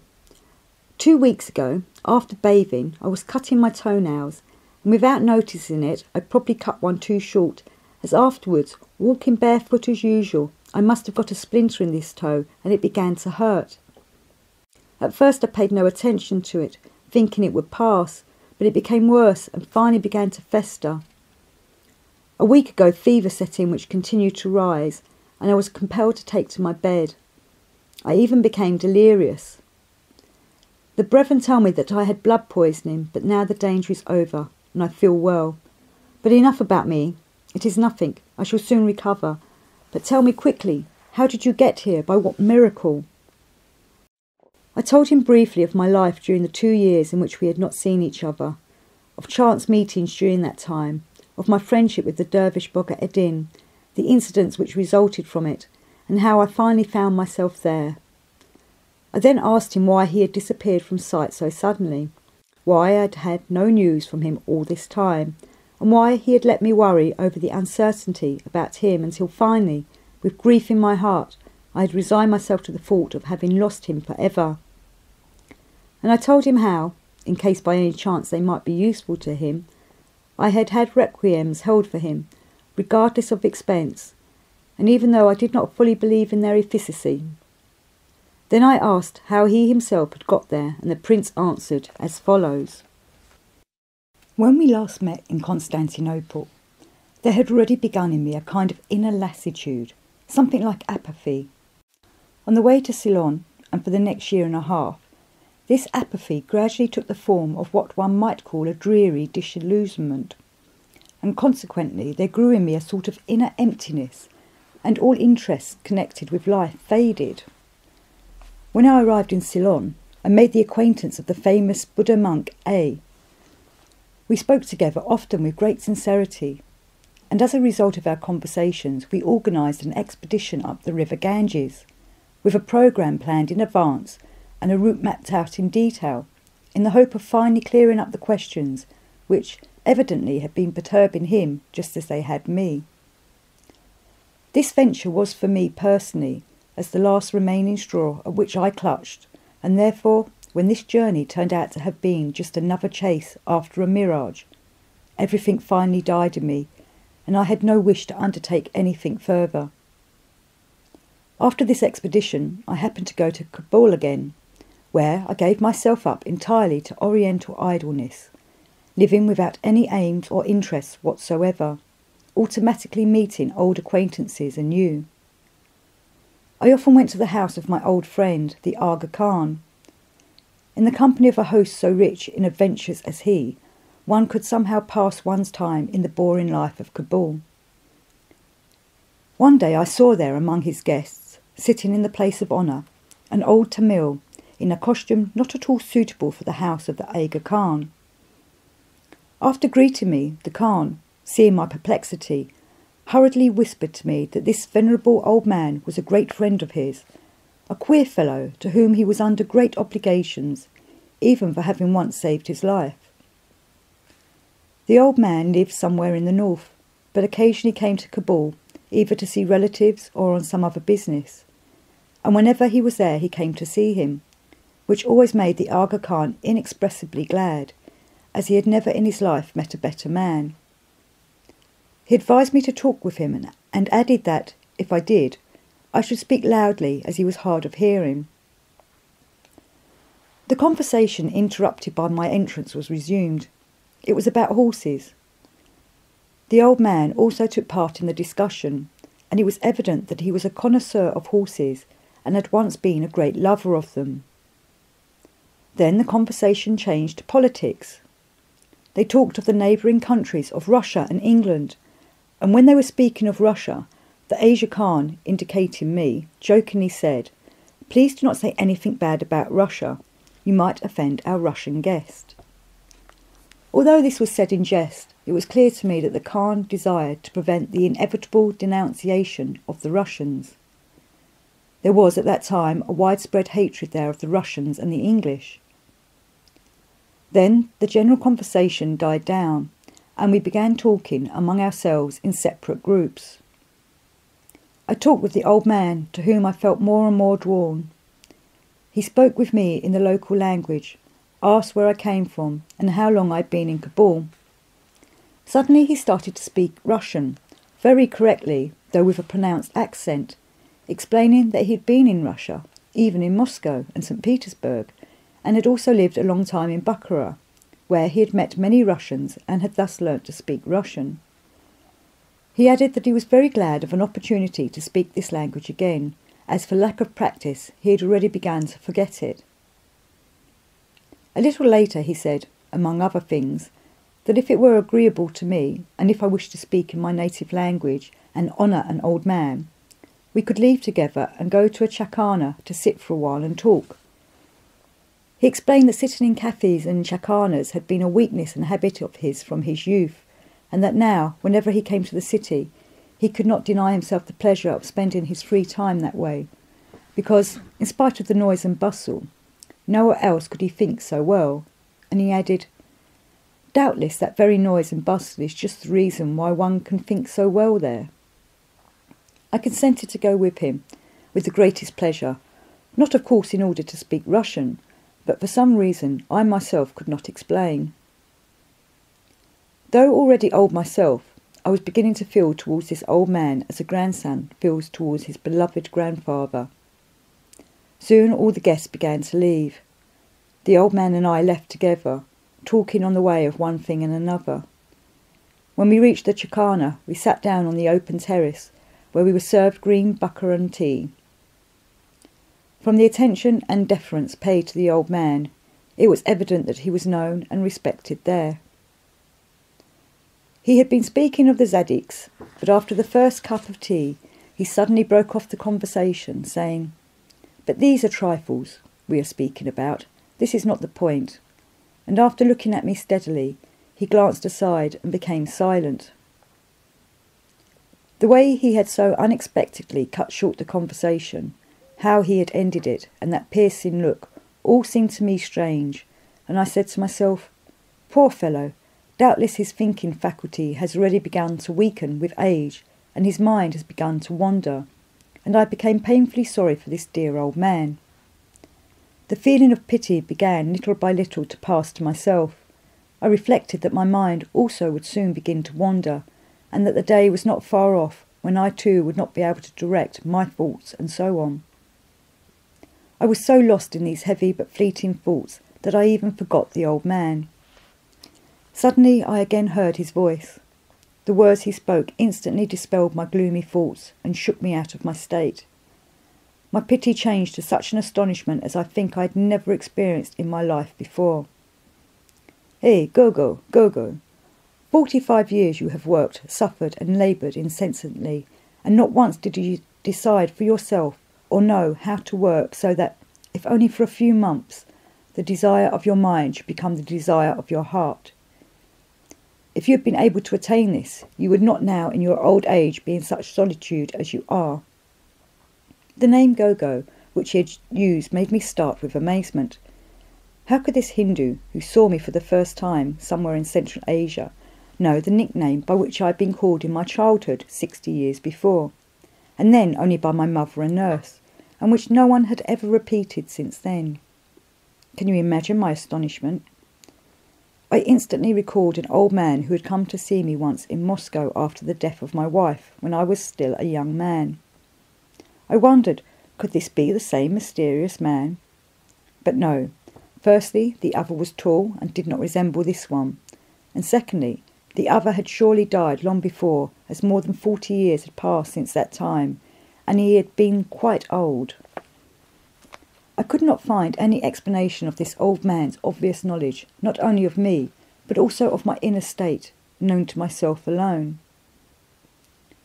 While various similar thoughts flowed within me, the old man sat deeply absorbed in thought, and he gave a start when I finally mustered the strength to exclaim, "But who are you, who know me so well?" "Is it not all the same to you, just now, who I am and what I am?" he replied. "Is there really still alive in you that curiosity which is one of the chief reasons why the labours of your whole life have been without result? And is it really still so strong in you that even at this moment you are ready to give yourself up with your whole being to analysis of my knowledge of your personality, only in order to explain to yourself who I am and how I know you?" The old man's reproach hit me in my weakest spot. "Yes, father, you are right," I said. "Is it not indeed all the same to me what is done and how it is done outside of me? Have I not witnessed many genuine miracles before this, and what understanding I have gained from them all? I only know that now I am empty within, and I well know that I need not have been so empty if it had not been, as you say, for my inner enemy, and if, instead of wasting my time in being curious about what went on outside of me, I had struggled with this enemy. Yes, now it is already too late. I ought to be indifferent to everything that goes on outside me, and therefore I do not wish to know what I just asked you, nor do I wish to trouble you any further. I sincerely ask your pardon for the distress you have experienced on my account during these last few minutes." After this we sat for a long time, each occupied with his own thoughts.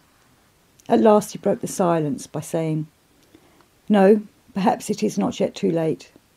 If you feel with all your being that you really are empty, then I advise you to try once more. If you quite clearly feel and recognise without any doubt that everything for which you have striven until now has been a mirage, and if you agree to one condition, I will try to help you. And this condition is that you consciously die to the life you have led until now. That is to say, break away at once from all the automatically established practices of your external life and go where I shall indicate. To tell the truth, there was no longer anything for me to break away from. It was not even a condition for me because, apart from my ties with a few people, no interest existed for me any longer. And as for these ties, for various reasons, I had recently had to force myself to stop thinking of them. I told him then and there that I was ready that very moment to go wherever necessary. He stood up, told me to liquidate all my affairs, and without another word disappeared in the crowd. The next day I settled all my affairs, gave certain instructions, wrote home several letters of a business character, and began to wait. 3 days later, a young Zadik came to me and said simply and laconically, "I have been hired as a guide for you. The journey will last about a month. I have prepared for it such and such," and he enumerated what he had prepared. "Will you please tell me what else to order and when and where you wish the caravan to assemble?" I had no need of anything else, as everything for the journey had been provided, and I replied that I was ready to start out the next morning if necessary. As for the place of departure, I asked him to fix it himself. He then added, laconically as before, that I should meet him at 6 o'clock the following morning at the Caravanseria Kalamatas, just outside the city in the direction of Osun-Kirpi. The next day we set out with a caravan, which brought me here in 2 weeks. And what I found here you will see for yourself. But now maybe you will tell me what you know about our mutual friends. Seeing that his story had fatigued my dear old friend, I proposed that we postpone any further conversation, saying that later I would tell him with pleasure about everything, but that meanwhile he should rest and so recover sooner. As long as Prince Lubovedsky had to keep to his bed, we went to see him in the second court, but when he was better and could leave his cell, he used to come to us, and we talked every day for 2 or 3 hours. So it continued for about 2 weeks, until one day we were called into the third court to the sheikh of the monastery, who spoke to us through an interpreter. He appointed us a guide, one of the oldest monks, an aged man who looked like an icon, and was said by the other brethren to be 275 years old. After this we, so to say, entered into the life of the monastery, were allowed access almost everywhere, and began gradually to find out about everything. In the centre of the third court was a large building like a temple, where twice a day all those who lived in the second and third courts assembled to watch the sacred dances of the priestesses or to hear the sacred music. When Prince Lubovedsky completely recovered, he went everywhere with us and explained everything, and was thus, as it were, a second guide for us. The details of everything in this monastery, what it represented, and what was done there and how, I shall perhaps recount at some time in a special book. But meanwhile I find it necessary to describe, in as much detail as possible, one peculiar apparatus I saw there, the construction of which, when I had more or less grasped its significance, made a tremendous impression on me. When Prince Lubovedsky had become our second guide, one day, on his own initiative, he obtained permission to take us to a fourth court at one side, called the Women's Court, to the class of pupils directed by the priestess dancers who, as I have said, daily performed sacred dances in the temple. The prince, well knowing my great and absorbing interest in the laws of movement of the human body and psyche, advised me to pay special attention, while watching this class, to the apparatuses with the aid of which the young candidates for priestess dancers were taught their art. The external appearance of these peculiar apparatuses gave the impression, even at the first glance, that they were of very ancient workmanship. They were made of ebony inlaid with ivory and mother of pearl.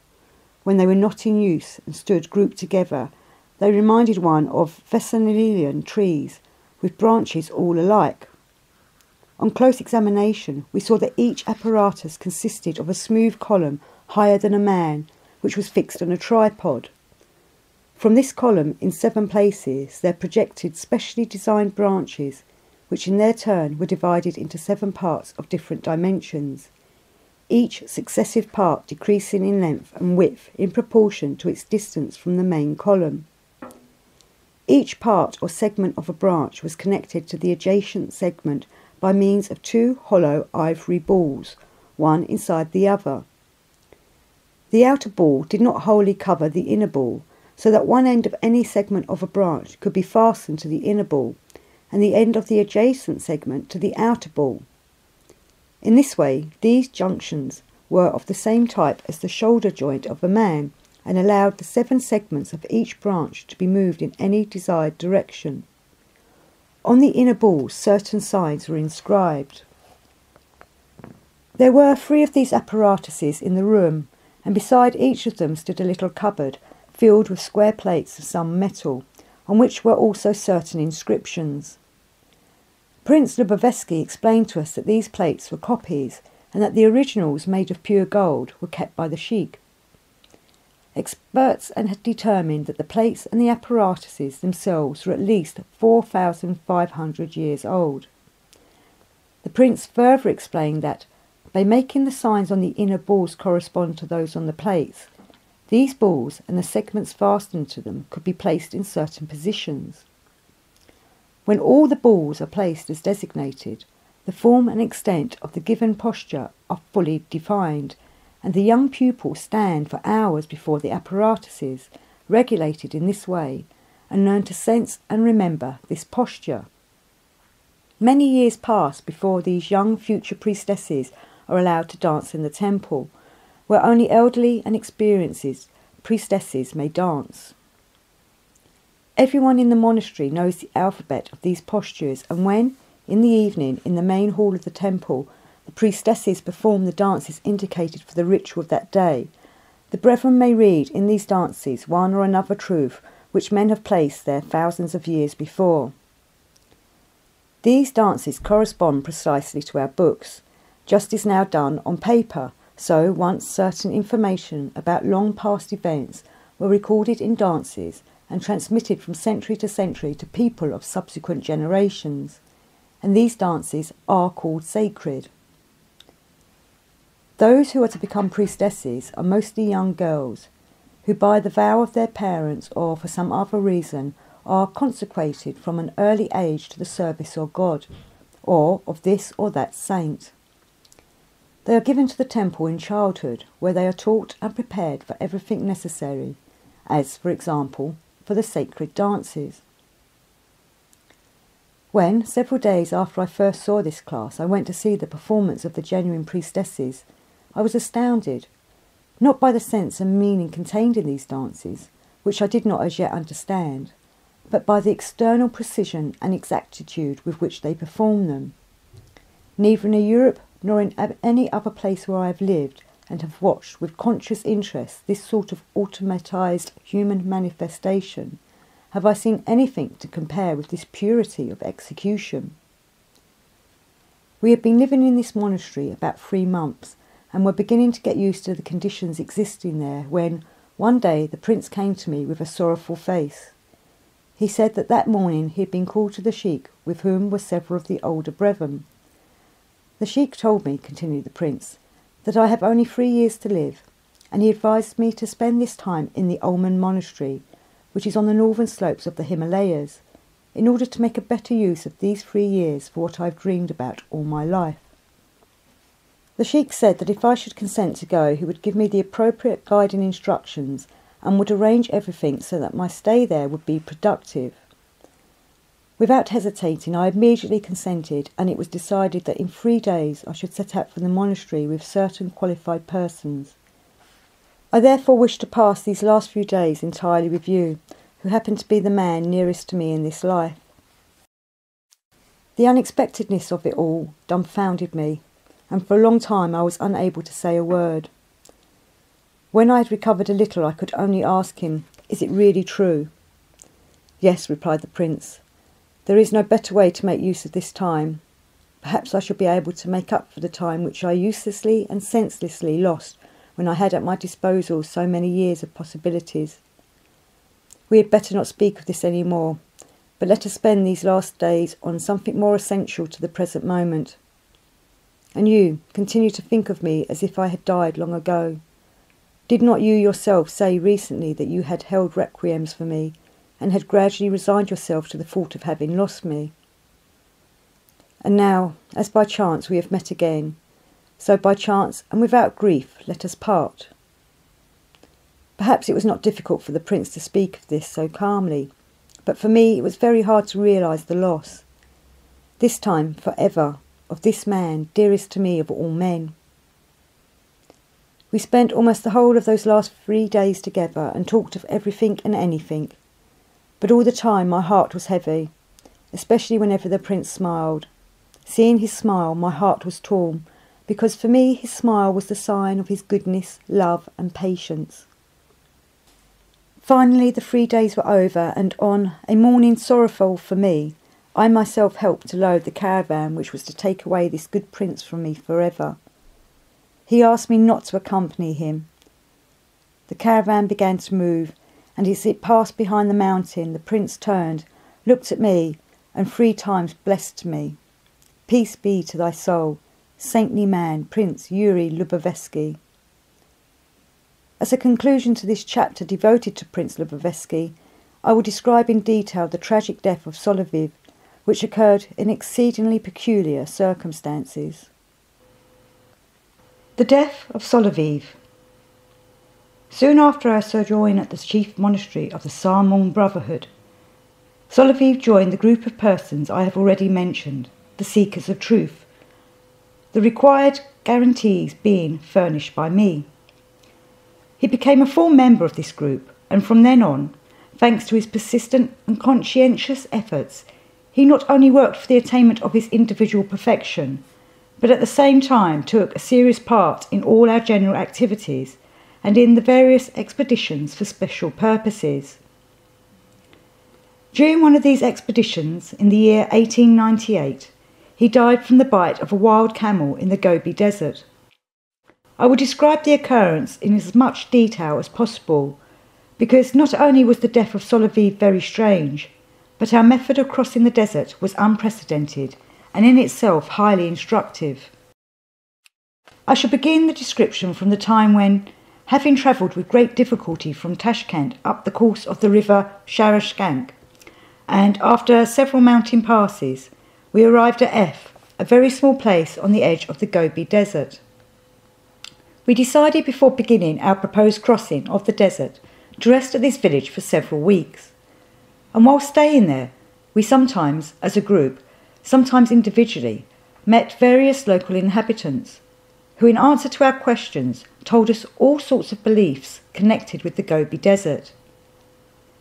What we chiefly heard in these conversations was that under the sands of the present-day desert, villages and even entire cities lay buried, and that these sands also covered many treasures and other riches of the ancient peoples who had inhabited this once flourishing region. It was said that information about the location of these riches was known to certain men living in the neighbouring villages, and was handed down from father to son under vows of secrecy. The violation of these vows, as many had already learned, entailed a punishment whose severity depended upon the importance of the secret betrayed.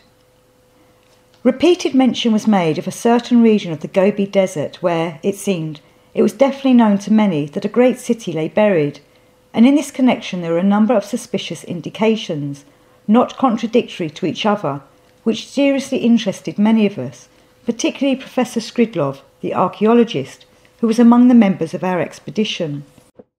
After long discussions among ourselves, we decided to plan our crossing of the Gobi Desert so as to pass through that region where, according to the many indications just mentioned, the city buried beneath the sand should be. There we intended to carry out some exploratory excavations under the direction of old Professor Skridlov, who was a great specialist in this field, and, in accordance with this plan, we mapped out our route. Although this region was not near any of the more or less known routes across the Gobi Desert, not only did we all, holding to our already long-established principle never to follow the beaten track, treat lightly all the difficulties before us, but there even arose in each of us a feeling somewhat like elation. When this feeling subsided, we set ourselves to work out the details of our plan, and then all the extreme difficulties of our project became apparent, and to such an extent that the question actually arose whether it was possible to carry it out at all. The trouble was that this journey, by the route we had planned, would be very long and impossible to accomplish by ordinary means. The greatest difficulty lay in providing ourselves with sufficient water and provisions, as even by the most modest calculations the quantity would have to be so great that to carry such a burden ourselves was in no way feasible. At the same time, it was out of the question to use pack animals for this purpose, as we could not count on a single blade of grass or drop of water on the way. We could not even be sure of passing a small oasis on our route. In spite of all this, we did not give up our plan, but, having pondered over the question, we decided by common agreement that we should not undertake anything for the time being, but that for 1 month each of us should concentrate all his thought on finding some way out of this hopeless situation, and each was to be provided with the means of doing whatever he pleased and going wherever he wished. Professor Skridlov, as our senior member and the most respected among us, was entrusted with the direction of this affair, and, among other things, he was in charge of our common treasury. When everyone had received from him a certain sum of money, some left the village, while others settled down there, each according to his plan. The meeting place which had been fixed was a small village lying on the edge of the sands from where we intended to begin our crossing. A month later we assembled at this appointed place, and under the direction of Professor Skridlov set up a camp, and then each made his report of what he had found out. The order of the reports was decided by lot. The first 3 to report were, first, Karpenko, the mining engineer, then Dr. Sari Ogli, and thirdly, Yelov, the philologist. These reports were of such an intense interest on account of their new and original thoughts, and even for the way in which they were expressed, that they deeply engraved themselves on my memory, and I can even now reproduce them almost word for word. Karpenko began his report as follows. Although I well know that none of you like the ways of the European scientists, who, instead of coming straight to the point, usually spin out a long rigmarole going back almost to Adam, nevertheless, in the present case, in view of the seriousness of the question, I considered it necessary, before telling you my conclusions, to put before you the reflections and deductions which led me to what I shall propose today. He continued, The Gobi is a desert whose sands, according to the assertions of science, are of very recent formation. Concerning their origin, there exist 2 suppositions. Either they are the sands of a former seabed, or they drifted down, blown by winds from the rocky heights in the Tian Shan, Hindu Kush, and Himalayan ranges, and from mountains which once lay to the north of this desert, but which no longer exist, having been worn away by winds for centuries. And so, bearing in mind that we must first of all make sure of providing enough food for the entire length of our journey across the desert, both for ourselves and any animals we may find necessary to have with us, I took into consideration both of these suppositions and tried to think whether the sand itself might in some way be made use of for this purpose. I deliberated thus. If this desert is a former seabed, then the sands must surely contain strata or zones consisting of various shells, and, as shells are formed by organisms, consequently they must be organic matter. Therefore, we have only to find some means of converting this matter so that it can be digested and in this way provide the energy required for life. But if the sands of this desert are drift sands, that is to say, if they are of rocky origin, then again it has been proved beyond any doubt that the soil of most of the great oases of Turkestan and also of the regions adjacent to this desert is of purely vegetable origin and consists of organic substances deposited there from higher altitudes. So we conclude that, in the course of centuries, such organic substances must have drifted into the general mass of sands of this desert and become mixed with it. I further reflected that according to the law of gravity, all substances or elements always group themselves according to their weight, Therefore, here in the desert, the organic substances deposited, being much lighter than sand of rocky origin, must also have gradually grouped themselves in special layers or zones. Having come to this theoretical conclusion, I organised a small expedition into the desert to verify it in practice, and after travelling 3 days began to carry out my investigations. I soon found in certain places layers which, although barely distinguishable from the general mass of the sands, were nevertheless, even on superficial examination, clearly of a different origin. By microscopic examination and chemical analysis of the separate parts of this mixture of substances, I found out that it consisted of the dead bodies of small organisms and various tissues of the vegetable world. Having loaded all the 7 camels I had at my disposal with this peculiar sand, I returned here and, with Professor Skridlov's permission, purchased a number of different animals and set to work experimenting on them.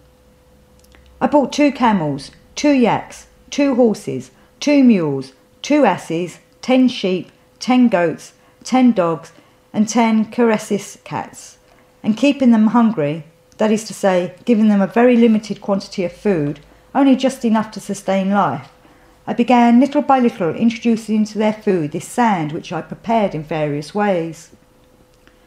For the first few days of my experiments, none of the animals would eat any of these mixtures, but when I began to prepare this sand in an entirely new way, after only a week's trial, the sheep and goats suddenly began to eat it with great pleasure. I then concentrated all my attention on these animals. In 2 days I completely convinced myself that the sheep and goats had already begun to prefer this mixture to all other kinds of food. It was composed of 7½ parts of sand, 2 parts of ground mutton, and 1/2 part of ordinary salt. At the beginning, all the animals undergoing my experiments, including the sheep and goats, had daily lost from 1/2 to 2½ % of their total weight. But from the day when the sheep and goats began to eat this mixture, they not only stopped losing weight, but began gaining from 1 to 2–3 ounces daily. Thanks to these experiments, I personally have no doubt whatever that this sand can be used for feeding goats and sheep, provided it be mixed with the necessary quantity of their own meat. I can therefore propose to you today the following. To overcome the chief difficulty of our trip across the desert, we must buy several hundred sheep and goats, and gradually, as the need arises, kill them and use their meat both for food for ourselves and for preparing the aforesaid mixture as food for the remaining animals. We need not fear any lack of the required sand, as all the data in my possession convince me that in certain places it can always be found. Now, as regards water, in order to provide ourselves with a sufficient supply, we must obtain a large quantity of sheep's or goat's bladders or stomachs, twice as many as there are animals, and making them into gourgines, fill them with water and load each sheep or goat with 2 gourgines. I have already verified that a sheep can carry this quantity of water with ease and without any harm to itself. In addition, experiment and calculation have shown me that this quantity of water will suffice for our own needs and also for the animals, provided we exercise a little economy in the use of it during the first 2 or 3 days. After this, we will be able, with the water carried by the sheep we have killed, to satisfy ourselves and the remaining sheep in full. When Karpenko had finished, the second report was made by Dr. Sari Olgli. I had met and made friends with Dr. Sari Olgli 5 years before. Although by origin a Persian from eastern Persia, he had been educated in France. Perhaps I shall at some time write a detailed account of him, as he was a most distinguished and highly remarkable man. Dr. Sari Olgli spoke approximately as follows. After hearing the report of the mining engineer Karpenko, I shall say pass as regards the first part of my report, because I consider that nothing better than his proposals can be found. However, coming to the second part of my report, which concerns the task I set myself of finding a means of overcoming the difficulties of movement in the desert during sandstorms, I wish to tell you my thoughts and the results of my experiments. The conclusions I arrived at and the experimental data I obtained complement very well, in my opinion, the proposals of Karpenko, and I shall therefore submit them to you. In these deserts, one has very often to pass through winds and storms, during which movement sometimes becomes quite impossible both for man and beast, since the wind lifts quantities of sand up into the air, and whirling it along, deposits mountains of it where only a moment before there were hollows. And so I reflected that any progress would be impeded by the whirlwinds of sand. My next thought was that sand, because of its weight, cannot rise very high, and that probably there was a limit beyond which not a single grain could rise. Deliberating in this way, I decided to find out about this hypothetical limit. For this purpose, I ordered here in the village a specially high folding step ladder, and with 2 camels and a driver set off into the desert. After 1 day's journey, I was preparing to camp for the night when a wind suddenly rose, and within an hour the storm had become so violent that it was impossible to remain stationary and even to breathe owing to the sand in the air. With great difficulty we began to set up the ladder I had brought, and somehow, even making use of the camels, we steadied it as best we could and I climbed up. Can you imagine my astonishment when, at a height of no more than 25 feet, I found not a grain of sand in the air? My ladder was some 60 feet in length. I had not climbed up a third of its height before I emerged from that hell. There above was a beautiful starry and moonlit sky, silence and a stillness such as is rarely found even at home in Eastern Persia. Below there still reigned something unimaginable. I had the impression of standing on some high cliff on a sea coast overlooking the most terrible storm and upheaval. While I stood up there on the ladder admiring the beautiful night, the storm began to abate, and after half an hour I descended. But below a calamity awaited me. Although now the wind was only half as strong, the man who had accompanied me was still walking, as is customary in these storms, along the crests of the dunes away from the wind, leading after him only 1 camel. The other, he told me, had broken loose soon after I had mounted the ladder, and had gone off he knew not where. When it began to grow light, we set out to search for the second camel, and very soon saw its hoofs sticking out of a dune not far from the place where the ladder had stood. We did not try to dig the camel out, as it was obviously dead, and buried quite deep in the sand. We immediately set off on the return journey, eating our food as we went so as not to lose time, and by evening we reached our village.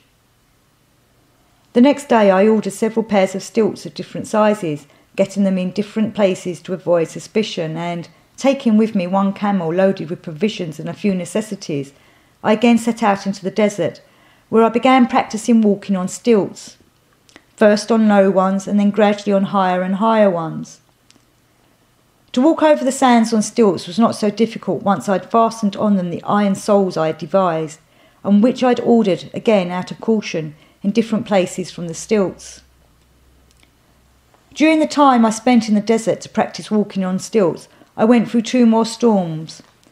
One of them, to be sure, was mild, but even so, it would have been unthinkable to move and orientate oneself in it by ordinary means. But with the aid of my stilts, I walked around over the sands during both of these storms in any desired direction, as though I were in my own room. At first it was somewhat difficult not to stumble, because very often, and particularly, as I've already said, during storms, there are ups and downs in the dunes. But fortunately, as I soon discovered, the upper surface of the sand-filled atmosphere has irregularities of contour exactly corresponding to the irregularities of the sands, so that walking on stilts is considerably facilitated by the fact that one can clearly see by the contours of the sand-filled atmosphere where one dune ends and another begins. In any case, concluded Dr. Zariolgi, it has been shown that the sand-filled atmosphere has a definite or not very high limit, and that the contours of its upper surface always correspond to the contours of the desert itself, and one must admit that it is absolutely necessary to make use of this discovery in the journey we have ahead of us. The third to report was Yelov, the philologist, who, with the peculiar, expressive manner of speech characteristic of him, addressed us as follows. If you will allow me, gentlemen, I will say the same thing as our esteemed Ascopapas concerning the first half of his report, namely, I pass. but I pass also concerning everything in general which I'd thought out and wiseacred about during the past month. What I'd wish to communicate to you today is simply child's play in comparison with the ideas presented by the mining engineer Karpenko and my friend the doctor, as irreplaceable in respect of his origin as of his possession of a diploma. However, just now, while the two previous speakers were making their proposals, some new ideas arose in me which you may perhaps find admissible and effective for our journey. They are as follows. According to the proposal of the doctor, we are all going to practice walking on stilts of different heights, but the stilts to be used on the journey itself, one pair of which each of us must take with him, will be not less than 20 feet long. Further, if we follow the proposal of Karpenko, we shall probably have a great many sheep and goats. Now I think that when our stilts are not in use, instead of carrying them ourselves, we can very easily arrange for them to be carried by the sheep and goats. As you all know, a flock of sheep is in the habit of following the first sheep, or as it is called, the leader, and therefore it will only be necessary to direct and guide those sheep harnessed to the first pair of stilts, and the rest are bound to follow in a long line, one after the other. In this way, apart from the advantage of not having to carry our own stilts, we can also arrange that our sheep should carry us as well. Between stilts 20 feet long, placed parallel, we can easily put 7 rows of sheep, 3 in a row, that is 21 sheep in all, and for this number of sheep, the weight of one man is a trifle. We need only harness the sheep to the stilts in such a way as to leave an empty space in the centre, about 5.5 feet long and 3 feet wide, which can be used to fix up a very comfortable couch. Then each of us, instead of toiling and sweating under the weight of his own stilts, can loll about like Mukhtar Pasha in his harem, or ride like a rich parasite in his private carriage through the alleys of the Bois de Boulogne crossing, the desert in such conditions we can even, during this time, learn almost all the languages we shall need in our future expeditions. After the first 2 reports and this finale from Yelov, there was obviously no further need for other proposals. We were all so astounded at what we had heard that all of a sudden it seemed to us that the difficulties of crossing the Gobi had been intentionally exaggerated, and even the impossibility of it suggested expressly for the traveller. And so, accepting these proposals, we, all of us, agreed, without any discussion, to conceal from the local inhabitants, for the time being, our impending departure into the desert, that world of hunger, death and uncertainty. Accordingly, we planned to pass off Professor Skridlov as a daring Russian merchant who had come to this region on some wild commercial venture. He had come supposedly to buy up sheep to send to Russia, sheep being very dear there, whereas here they could be bought much more cheaply, and he intended at the same time to export strong, long, thin poles to the factories in Russia, where they would be made into frames for stretching calico. In Russia, such hard wood is unobtainable, and the frames made of the wood there soon wear out, owing to the constant movement in the machines, so that poles of this quality would bring a high price. For these reasons, the daring merchant wished to embark on this risky commercial enterprise.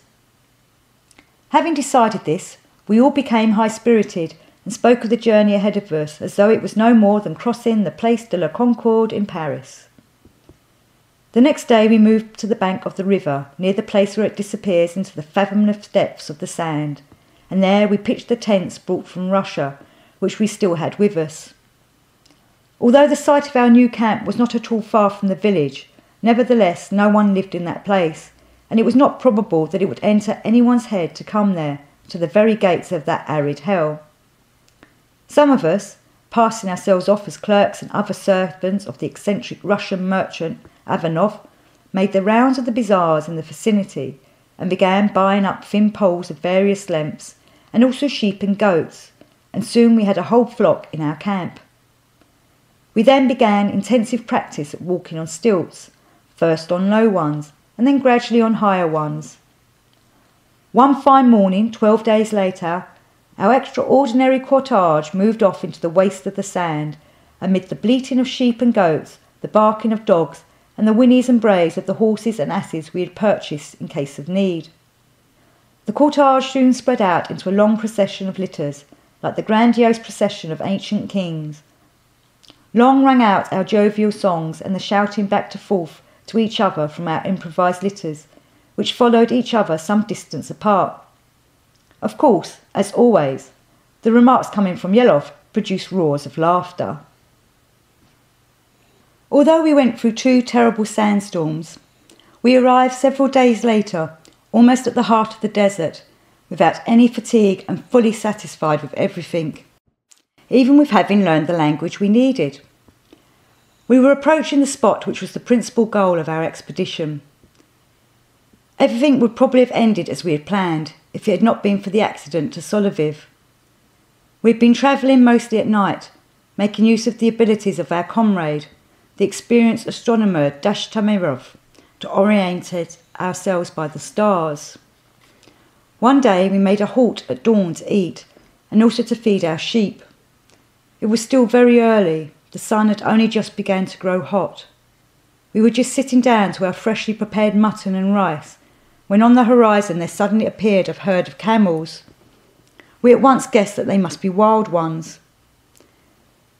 Solovey, a passionate hunter and a dead shot, immediately seized his rifle and ran in the direction where the silhouettes of the camels could be seen, and we, laughing at Solovey's passion for hunting, settled down to the hot food, excellently prepared in these unprecedented conditions.